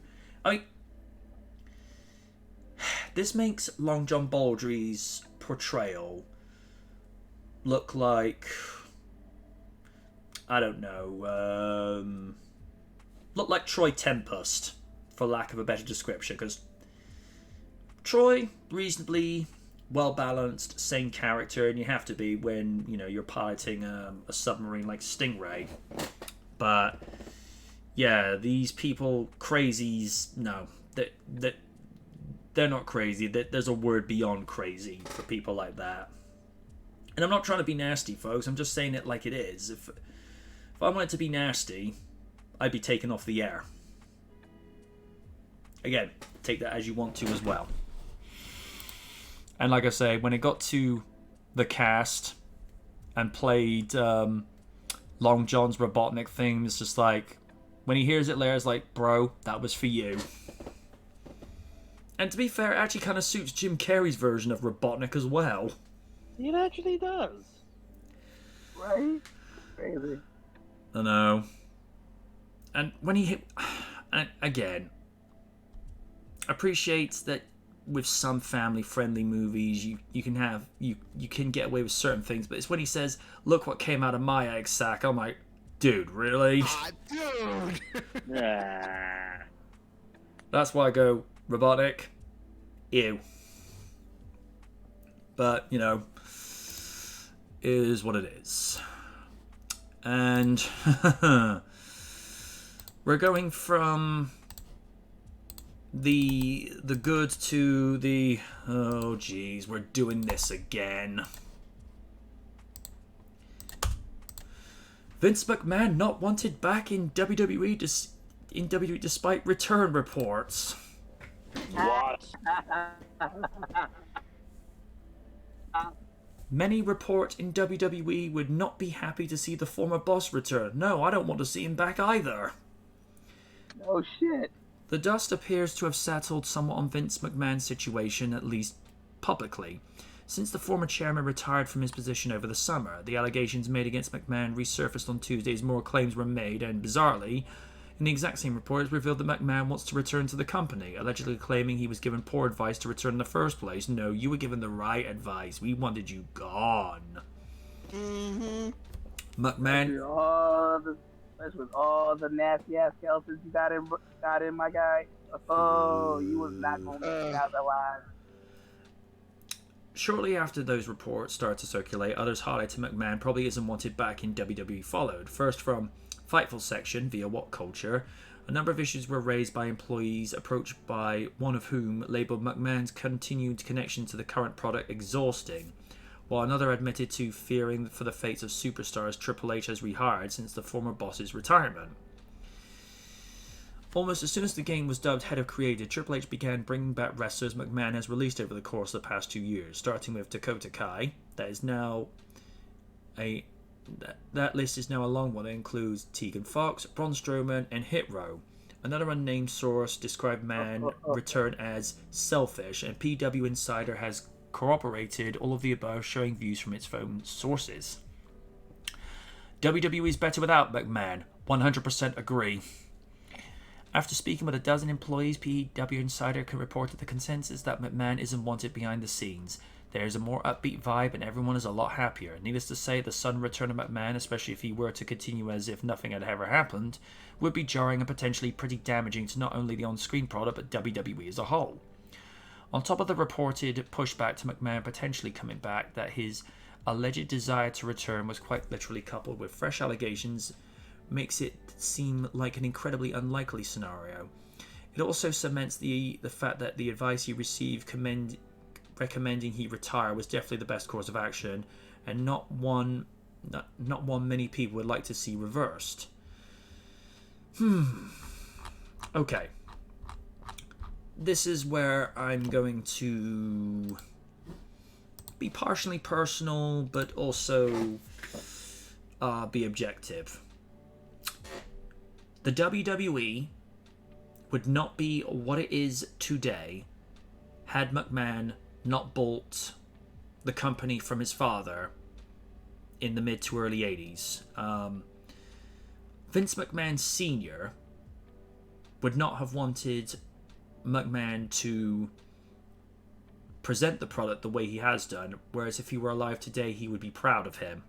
And this is one of the very few times I agree with Hulk Hogan, because Hogan's got his own skeletons in the closet, but for the context of this situation, because this is where the quote comes from, Vince Sr. would have not wanted him to do this, but if he were here and see what he's done, he'd be proud of him. Because I'm just... Go on. Okay, go ahead. No, go on, man. Well, a part of him will be proud, but if he knew about all the dicey stuff this has done, that's a can of worms that you don't want to eat from your own son. I feel ya. Because if McMahon didn't take over, we would never have had WrestleMania. We would have never had SummerSlam. People say, we wouldn't have had the Royal Rumble. No, that was Pat Patterson's idea. Because McMahon didn't want the Rumble to happen. But the president of the cable company that they were trying to pitch an idea to said he loved it. And it's been a staple since the late 80s. And if it weren't for Hogan, Nash, and Hall going over to WCW, forming the NWO, McMahon would have never rolled his sleeves up. We would have never had the Attitude Era. We'd have never had The Undertaker. We'd have never had The Rock. And we most certainly have never had Stone Cold Steve Austin. Although, that was Steve's creation, not McMahon's. And Of course. And while the idea was Austin's, it was his wife at the time that said, drink your tea before it gets stone cold. That's your name. Stone Cold Steve Austin. And even she said it on the Stone Cold Truth DVD. It was a fluke, but, he just sort of half smiled at, at the edge of his bed. It's sort of like, okay, there's something to that. Wouldn't have had the Ruthless Aggression era, but I think once it got... We wouldn't have the elimination... Once again, I can't speak, ladies and gentlemen, I'm sorry. Also, we wouldn't have the Elimination Chambers because Vince was so against using war games at the time, because it was not his creation. It was, it was Dusty's creation. Elimination Chamber was actually Triple H's idea. Yeah, that's what I was getting at. Sometimes it's stuff. Sometimes, and I mean sometimes, his stubbornness kinda made things gold in a way. You would have established things. Yeah. You know, I admire, respect, and appreciate what I grew up with during the Attitude Era and the Ruthless Aggression Era.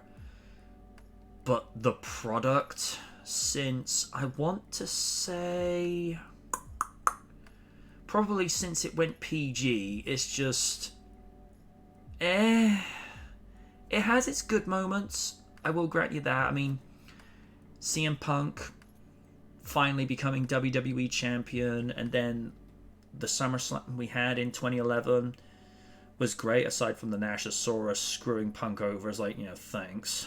Daniel Bryan finally having his moment in 2014. Loved that. But, the way that Roman Reigns' character was presented in 2014 and 15 respectively, with the promos he wrote for him, and being so micromanaging on every single level, it was so much better where wrestlers were just given bullet points to hit in a script and just, go a bit more free-flowing with the promos. Because it's when you're told to remember every single word and every single letter of the script, it's too jarring. I mean, even Hogan would forget his lines. I mean, you could even hear just on camera the night after WrestleMania 29, Orton's going to Sheamus, "What's my line?" And it's just like, ugh. And also, like some of the cringy stuff McMahon came up with, and I'm only just going to say 3 simple letters just so people get the context, because they can go look this up afterwards. HLA. Oh boy. Now, late teen, early 20s version of me would be like, hey, whereas grown-up version of MJ who knows better, it's just like, nice. But there are websites for things like that. They don't necessarily belong in wrestling. Now, this is not the... I'm just going to call them actors because that's what they were there to do. What happened to them, courtesy of 3-minute warning, and Mae Young is like, hey, come on, guys. I appreciate you're trying to be edgy and say these guys are a dominant threat, but you don't need to put that on, especially on primetime viewing. That's too much. When it happens to trained professional athletes that know how to take the bumps, that's one thing. And I will give credit to Mae Young. Even in her advanced years at that point, she could take bumps. But... oh, yeah. But to 2 women that aren't even athletes, that are not trained to take bumps and bruises like that, it's like, come on, man, you don't need to go there. And the fact that... and Bischoff actually hated the idea. He said it was, paraphrase, like one of the most cringiest things he'd ever heard of. And the fact that they were making Steph go through that Unforgiven 2002, it's just like... okay, Vince, you wanted your daughter to partake in that. It's like, I have several questions. Ah. Now, Steph at that time, she is now, and, she was then, a very attractive lady, and despite my feelings of the character, still is a very beautiful woman. But I was looking at back then, and like, how did you get her to agree to this? Did Daddy Vince say, hey, there's a promotion in it for you, Steph. You do this with this. Goes, Daddy, what's in it for me? Oh, $4 million a year. Yes, I'll gladly do that. But, I mean, McMahon has always said that his style of humor is very juvenile and immature. That's one of the very few things I will agree with him on. And let's not forget the whole Kiss My Club that he formed all those years ago. it was one thing when King Booker made people kiss his boots. That's one, or kiss the ring on his fingers. That's one thing. But a grown man dropping his trousers on national TV is just like, really? And the fact that, what was it, in 2007, where he goes to Hornswoggle, or you made to join a certain club, like some other people have done, and then the camera just then pans over to poor William Regal. I'm like, oh, come on, man, and he's suffered enough.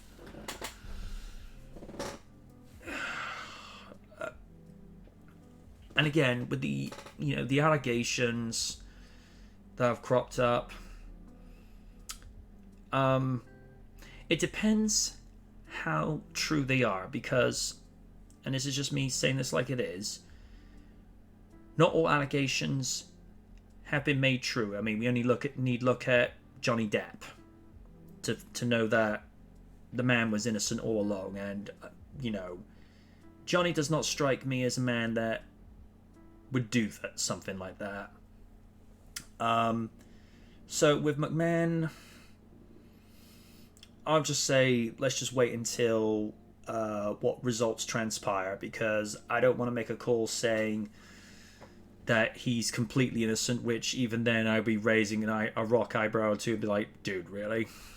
But then again, I don't want to say he's completely guilty, because how do we know there aren't some people? Because some people do falsely accuse people because they just want to get some money and just want some attention.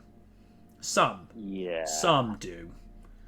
But with McMahon, I don't know. I don't want to make any kind of call, because with something as controversial as that, it's best to wait until hindsight comes in and the results speak for themselves. So on that one, not going to make any prediction or comment, because not only premature, but we don't know the full details.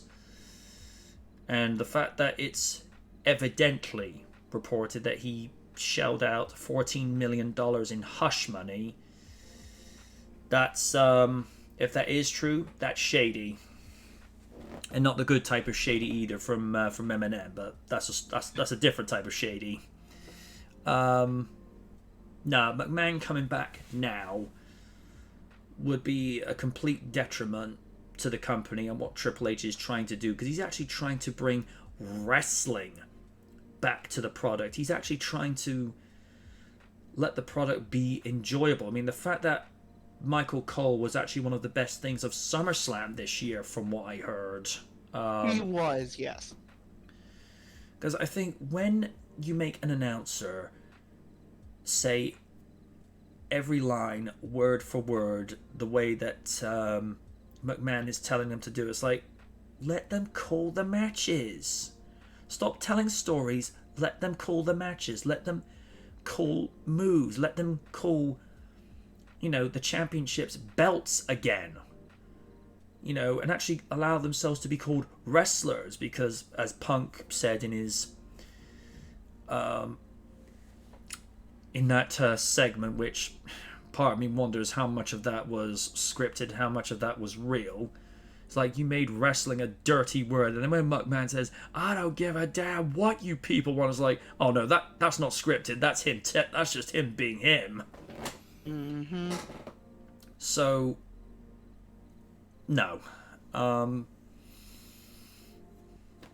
Triple H is rightfully placed where he is, because before McMahon decided to get all hands on with NXT, NXT was fine the way it is, and I think Triple H is going to do the same with the main roster, because unlike McMahon, Triple H actually started out as a wrestler. He knows what works. He knows the ins and outs of the ring and the psychology, because, he was trained under Killer Kowalski. He knows what works. And you can rest assured that William Regal will be one of those people that Triple H hires back. Because Regal, he already has. Regal knows what works. The other thing I hope happens is Triple H turns NXT back the way it was before.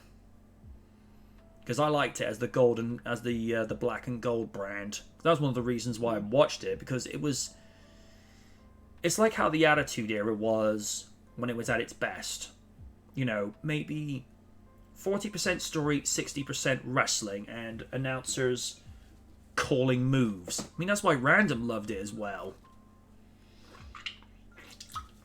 Granted, it was only an hour, but hey, I'll take an hour of quality over 3 hours of mediocrity. Let's just call it what it is. Steve's probably going to call him Mulligan for this because, wrestling's not his thing. To the People's Champion in the Cyber Raiden, your thoughts? Oh, dear God. A part of me wants to mulligan this, but, I got some shit to let off. Okay. First things first. Okay. The reason Vince had to retire was because all the dirty shit that was coming out. And if anything, I feel like ever since the Dark Side of the Ring episode of Plane Ride from Hell came out, oh boy, there was a lot of things that came out. No pun intended. But, I don't know, man. I don't know. A part of me wants him to come back because I want to watch the world burn. I'm sorry, because, like, I'm sick and tired of these fanboys saying that WWE's better than ever been. Well, in some cases. And I know MJ gave praise to Hunter, but yeah, I'm not the type, because I feel like over the years he's done some sexy shit that I can't forgive, especially the shit he did against China. I don't know, man. Yeah. I just can't forgive that shit. I just can't. I mean, yeah, the product is doing a little better, but oh boy, I'm not a ratings guy, but I saw the ratings for Raw. Oh damn. Well, to be fair, we kind of figured it wouldn't happen overnight. It is going to take time. That is true, but oh man, there's been a lot of things that I've been seeing that there's been promises, but now I do want to see the Fed get better. I really do. But now it's in a sad state. If you think bringing in Mr. Vinci Pooh back, oh man, that's doing yourself a huge disservice and getting rid of WCW. Yep. Yeah, or worse, bringing back ECW with a Vince vision. No. And I'm going on a tangent with this. What Vince could have done was actually listen to his son. Yeah. But you know how stubborn that fool was? Because here's the thing about Shane. What I like about him, he wanted to do things differently. And from what I've heard from plans, he wanted ECW to have his own thing away from WWE, which is like, okay, that's cool. But nah, you have to interlock it with WWE. And then, you don't know how that shit turned out. Oh, yeah. And RVD and Sabu getting busted for the ganja didn't help out either. No. Man, less ECW originals, more of your own talent. Also having it after SmackDown. Oh man, I don't know. You could have just could have rented out the 2-300 arena and have it there, but kind of you have your own crowd, not liking the ECW talent. Yeah, that shit no good. But off of that, well, in conclusion, trying to bring Vince back is like bringing where should I use this without being too political or not going too far? Uh-oh. Let's see. Alright. Bringing Vince back is like bringing Vince Russo back to right. Ooh. You don't want that. No. No. And somewhere Oni is cursing me from beyond. Oh, he definitely feels a disturbance in the force. Alright. I Let me said end this right quick. I've sensed I know, I sense a disturbance in the stupid. Vince Russo is coming back Okay. for writing. No. Let MJ let him continue. I think. Sorry. Okay, I don't want to beat this long because I know Miss First Lady Awesome wants to get things off her chest. Because knowing her, my salt is less better when she has it. All right. In conclusion, Vince, in the words of a certain adorable one, fuck you and the horse you rode in on. Amen. We don't want you. We don't need you. Rot somewhere because of all the dirt that's on you, player. And you ain't gonna hear the end of it. And I'm done. Amen. Madam President, use whatever ammo you feel necessary. Oh, then here we go. Well, for starters, when I heard this news, I believe it was on Tuesday when they broke the news that Vince wants to come back, my immediate reaction was, well, you know, you remember that clip, Voni, you used basically that. It's like, damn it! And I immediately, not gonna lie, went into panic mode. And guess who? You are not going to believe who the voice of reason in this was. It was Oni. Yes! He basically clarified it, where he made it very clear. This man is toxic. And I'm not talking about toxic attraction. Toxic in a bad way. Toxic attraction. Yeah. If they bring you know this man what I'm back, talking about. Yeah, I know what you're talking about. Yeah. Just, man is bad for, is literally bad for business.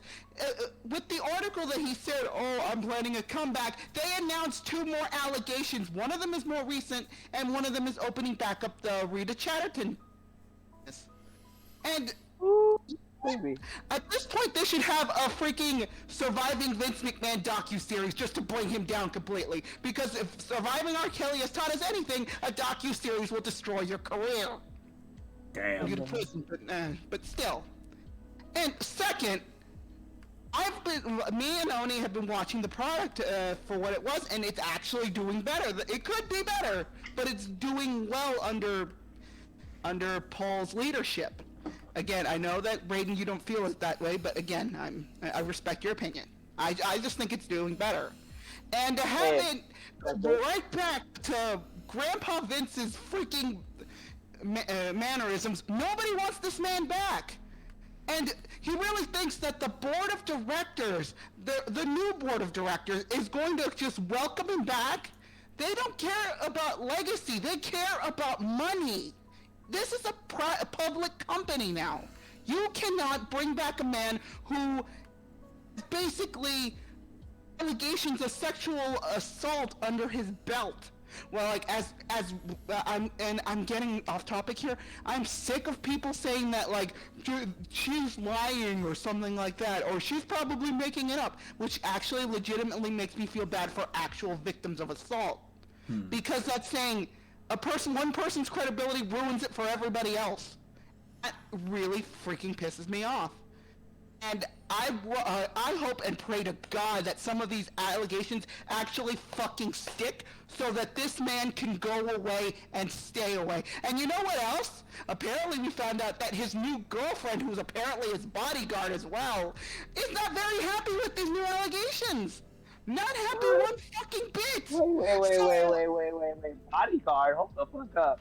Oh, it is. Yeah, he's apparently, he has a female bodyguard who's also his girlfriend. And she's not fucking happy about the new allegations, so Vince, sleep with one eye open. In other words, nobody wants you back. Stay the fuck away. And for one thing, that was an interview from a senile old man who doesn't know that he has fucking several allegations, some that we probably don't even fucking know about. away, stay away. Nobody wants you here. Get the fuck out. Damn. Yeah. Also, one more thing. Mhm. I may not, off topic, I may not be a big fan of Mandy Rose, but the way she got released, Oh god, yeah. that ain't cool, bro. Yeah, and what's funny is that happened, like, her losing her belt happened the same day that Vince said, oh, I'm making a comeback. No, the fuck you're not! Just for context, what is the instant you're referring to China where she basically got told to go home and we'll pay the rest of your checks because we don't want to cause drama between you and Stephanie? Yeah, pretty much. That's what happened. Yep. I mean, my situation, well, not situation, I should rephrase that. My thoughts regarding that is China was cool with everything up to that point. All right, she didn't like the fact that Triple H went behind her back and Stephanie said, oh, you know, I'm going to be the only one in this relationship with Triple H. And I'm like, she was, you know, okay with staying on the company because at that point to her, it was just a job. But the way they did her dirty, no. And sadly, that could be attributed to Joni's slow downward spiral. I don't really want to phrase it as that, but she did make some choices that she probably ended up regretting. I'm not going to go saying on here specifically, but there are probably some things that if she were still here, she wouldn't want to be remembered for. Leave it at that. As for her as a person, I'm glad that she was inducted into the Hall of Fame. A little later than I would have preferred, but she was more than owed her place in the Hall of Fame. And quite honestly, I think she could have been treated a lot better in her last few years. And from what I've read, from what people have said, she was as sweet and wonderful as she was beautiful. And Joni was very nice on the ice. Even Stone Cold loved her, saying that, you know, she was an absolute sweetheart. It's a shame things got cut short. I don't know the circumstances of exactly how she died. I mean, either it was depression or suicide. I'm not 100% certain on the details, so I don't really want to go saying here just in case I get misquoted and what have you, but she deserved better. With regards to Wacky Mackey, he's one of those people, I think, objectively, he probably should have retired about 10, 15 years ago. Because I think the last decent stuff he did was probably mid to late 2000s, when he could also still go in the ring. Because that match he had with Michaels, and this is McMahon at 60, alright, he could take a beating. But McMahon in recent years, mentally, he's not there. And that's not, you know, that's, alright, might have something to do with his behavior. I'm going to, you know, keep that as discreet as possible, but creatively, he's not been there for the longest amount of time. And I hear it whenever he's on camera in front of a microphone. He sounds so tired and hoarse. And even like Jim Cornette. Go on. You saw the photos of Survivor Series 2021 with Austin Theory with the selfie thing.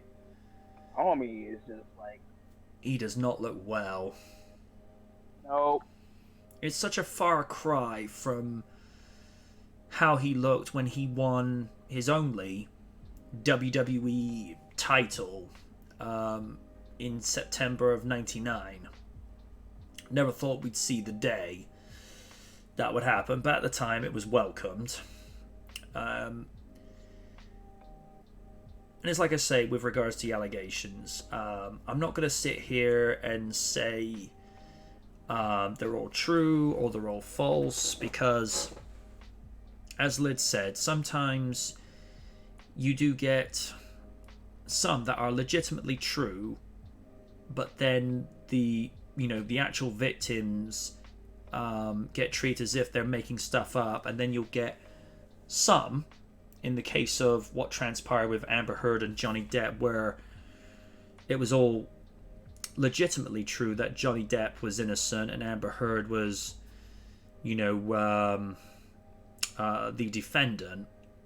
Because you'll get some that will decide to play up a story because they see other people doing it in the media, and they decide to jump on the bandwagon because they think they can get some money out of somebody just because they didn't get a part in a movie that they wanted. And then when they get proven to be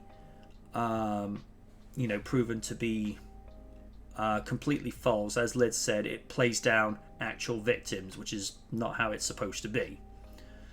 So that's why I'm taking this stance of, with regards to McMahon, until we actually see something concrete set in stone, I'm not saying that these are all true, but at the same time, I'm not saying they're all false. I'm just being objectively waiting to see what comes to pass, because when you're on in a newspaper, or if you're on TV, or in this case on a podcast, it's sometimes best to wait for hindsight to come in and settle in, then you give an opinion.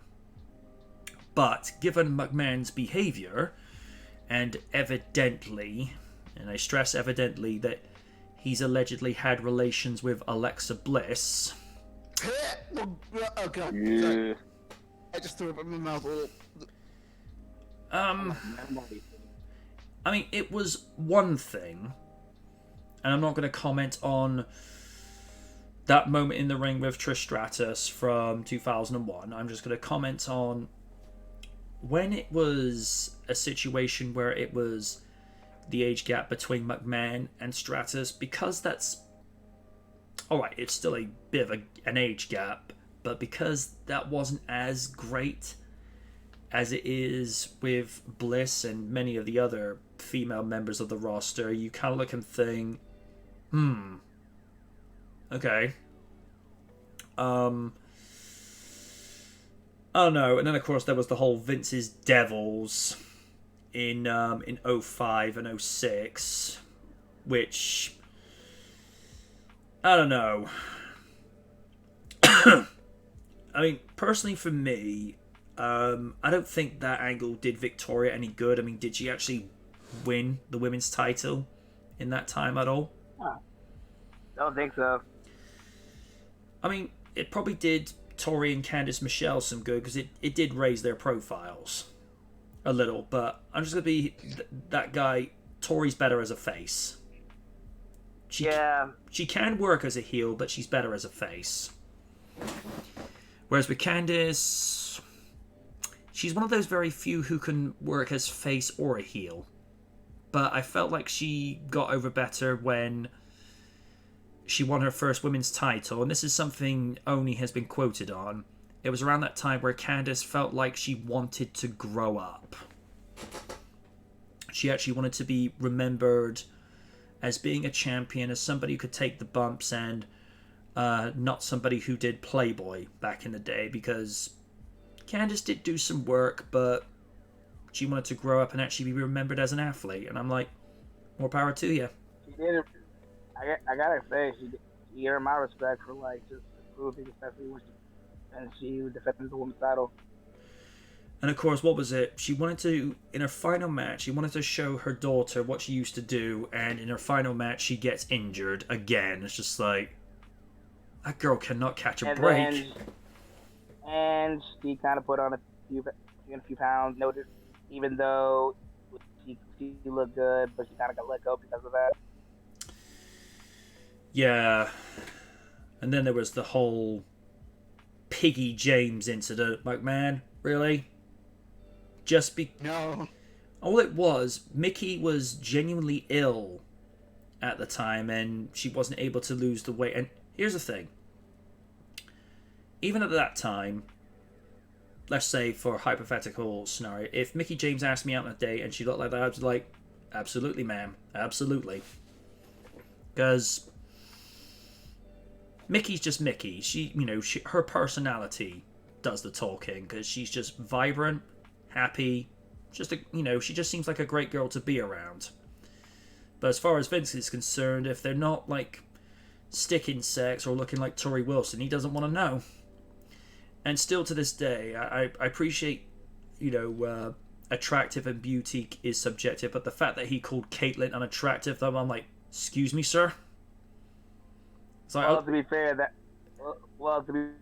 I think Kevin Dunn said that. I think he's been let go as well, hasn't he?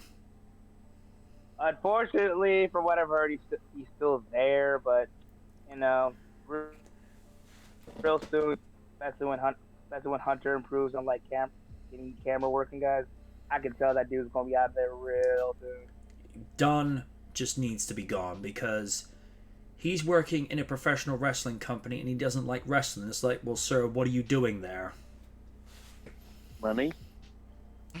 Well, money does talk, but... Does bullshit walk? Ah. I am waiting for the day that he does something really stupid and Triple H just Fresh Prince tosses him out the door. I will pay money to see that. The only difference between Kevin Dunn and Jazzy Jeff is actually talented. That is true. And also, he could probably, Jazzy Jeff can sell that fall better with Dunn. It's like, how do I fall? Triple H with Batman glare. Get out. Okay, I'll toss myself out. It still amazes me to this day that they only ever use, with the exception of the back door, where, they had to film new stuff. Anytime he got thrown out the front, it was always the same clip from the first season, but just had him dressed up in the same getup. At least that's one good use of stock footage. Uh-huh. I did feel like it cheapened things a little bit when if they threw him out at night, they tried to darken the day footage. Like, guys, we know what you're doing. But yeah.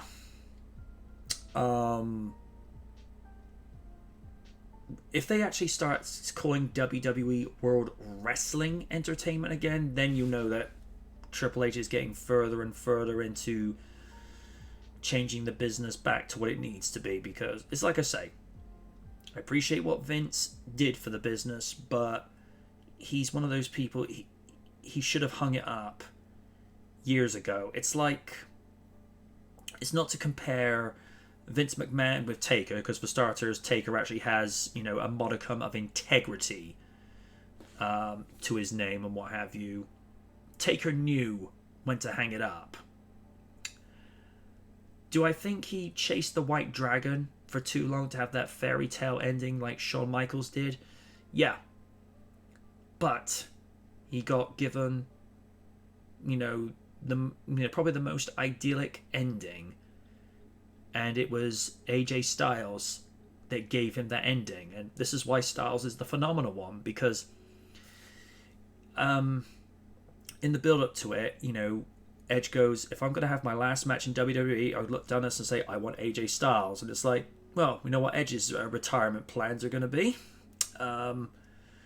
Because, alright, I think Styles probably, and I'm talking about the character, not necessarily Alan Jones the person. I think he probably went a little too far with the stuff with with Taker's wife and Michelle McCool, because this was just aping DDP and Sarah all those years ago. The only good difference is don't get me started on that shit, bro. the only good difference is that AJ Styles didn't go stalking Michelle McCool. And well, I think it's a double standard considering the fact of what Samoa did to AJ. Oh, Wendy! And did you notice in that match at SummerSlam, AJ was wearing Taker's gloves from when he first showed up? Yeah. Because I looked at it and thought, like that attire. of like that looks oddly familiar. But no, Taker had the ending he was looking for, and the fact that they actually allowed them to have breaks, so he was able to catch his wind back and actually had a decent match. Is because he said on the Joe Rogan podcast, he was able to finally go, mother effers, I've still got it. Hang his hat up, and he can finally walk away. Because when you have your last match, you want to leave an impression of, I haven't quite got it anymore, but I'm as good as I can. I may not be able to be as good as I once before, but I'm as good as I can still get. And just have that one last match. Prime example, the very last match that Rocky Balboa had in Rocky VI, where he could still go. And that's all that Taker wanted to do. He just wanted to have that one last match where people were like, that was a really good match that he went out on. Whereas if it had been, let's say Taker versus Triple H from Mania 28, story-wise it elevated it, but if you had to base it on match alone, that match was bad. Yeah. And let's not even talk about DX versus the Brothers of Destruction from Super Showdown. I've seen highlights of that match. Yeah, that match was nasty. It was. No. So, yeah. Let's see.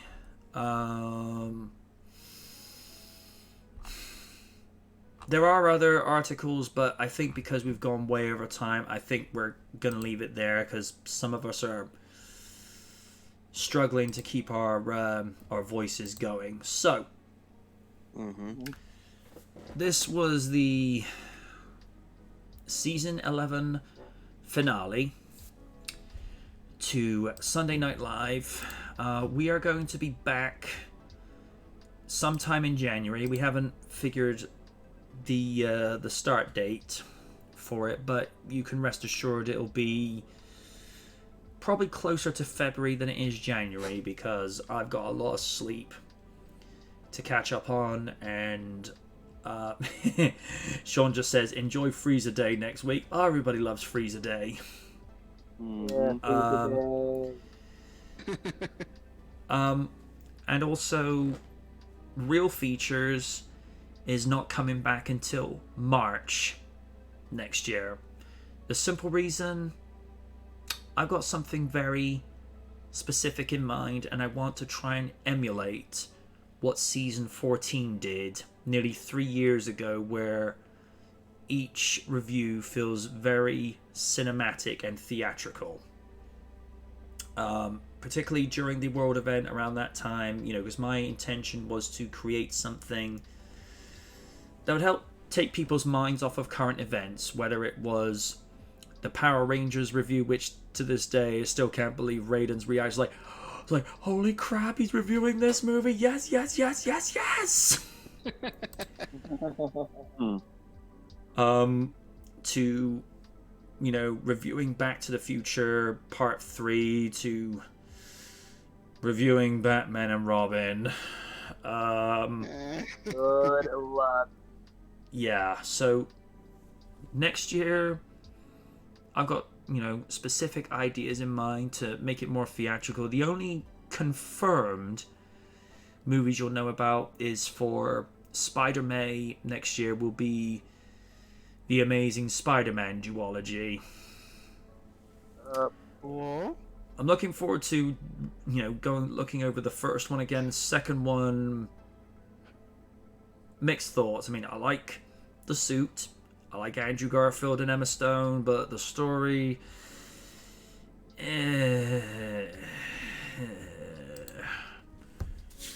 But yeah. It's time to go raid, and we will go raid Aldrin. So, on a slightly different note, there's no Dark Knight Tuesday and no Jurassic Wednesday this week, simply because IRL. I'm not going to go into specifics about that. Nothing bad, nothing serious. It's just Plans. Yes.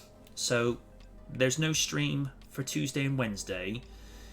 I am available Friday, December 23rd and Christmas Eve. So what I might do, stress might, what I might do is just have like an extended live stream on both. So we'll have like one-off Dark Knight Fridays and a one-off once again of Jurassic Saturdays, just to, meet people halfway. I might have a 3-hour stream each, or maybe a 4-hour one on each. I don't know.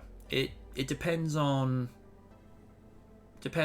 where the mood takes me and whatever I decide to do, because it'll also be Christmas Eve, so that means I will be getting a Black Forest hot chocolate and a seasonal latte from Costa, and I will be getting a large Domino's pizza with garlic bread and After Eight mint chocolate cookies. Cookies! But there will be no cookie dough. Ren's like, I hate you, bro. I hate you, bro. So, yeah. So until those streams, I'll announce it in the chat and on social media as in if and where I do that later this week. That'll be it from Sunday Night Live for this year and real features for this year. So, good night from the night, and don't forget to check out Oni Rakaku at twitch.tv/Oni Rakaku, along with Kitsune Rakaku at twitch.tv/Kitsune Rakaku. Please get her up to 110 followers, and if she gets affiliated, at least 50 subscriptions a month, so she can, I don't know, get herself to Sailor Moon Con next year. How about that? That'd be nice. Alright, I'm like literally 10 followers away from affiliate, so it's like, fingers crossed. I'm at 58 followers, but the only thing that's failing me is getting consecutive 3 viewers each stream. That's the only thing that's failing me, because I've got at least 17 to 28 hours of stream time each month, but it's just continuous viewers each week. That's the only thing that's letting me down. And also, if you happen to be, on Steven's page, go to his Twitch page if he ever decides to start streaming, and get him to... Not likely gonna happen. I don't have the facilities to. Well, follow him anyway, because he's Sir Steven and he's classy. How about that? And follow Raiden on YouTube and Twitter, because why not? He's the Cyber Raiden. And as was seen in the Sonic review, which will be available later, don't forget to buy Kaiju Noir's comic book, Primal Warrior Draco Azul, now available on Amazon Kindle and Comixology for your reading pleasure. Ooh, thank you for plugging my work, Steven. He's just like, dude, stop trying to impersonate me. You're terrible at it. Then again, it's no different from back in the day when I used to impersonate Weaver. I was like, hey, Weaver. Meow, meow. That was like any time like a Mark Henry world title match would come on. He's like, why is this guy champion? It's like, I don't know, because F you, that's why. I was listening back to the Survivor Series 2011 reviews. Like, Mark Henry versus the Big Show for the World Heavyweight title. Here, Silent goes, not again. And Weaver just goes, Mulligan! And Oni's like, he is out of there. Let's be real. I mean, I respect Mark Henry as an athlete, but did we really want him as world champion back then? Nah. Honestly, I think if anything, I kind of liked it. I mean, it didn't really work, but Yeah. Don't get me wrong, great athlete, but...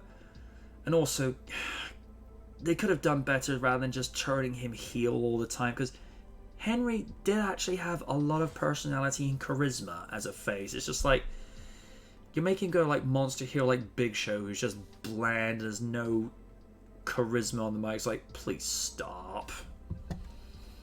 I don't know.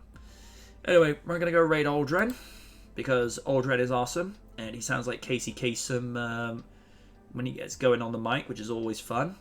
Give him a follow, give him a sub, purely a suggestion, but he is worth his weight in gold, and, you know, such a classy guy, and yeah.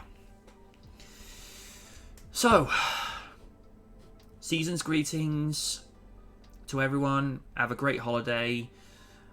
Don't try to eat too much, and most certainly don't try to drink too much, because otherwise you need to get Dez to take you home. Yeah, that could be troublesome. Very. And Very, yeah. you know, just have a great and safe Christmas, and, you know, love your loved ones, because this year's shown us everything. Life is short, so love them while you got them. So, good night from us. Thank you for tuning in for this season. We'll be back for the madness and craziness in the new year, but we're taking a much needed break because it's needed. yeah. Thanks for chilling, and we're gonna go off to raid. Feliz Navidad. Y'all. Take care. Merry Christmas. Happy Kwanzaa. Yep. Season's greetings.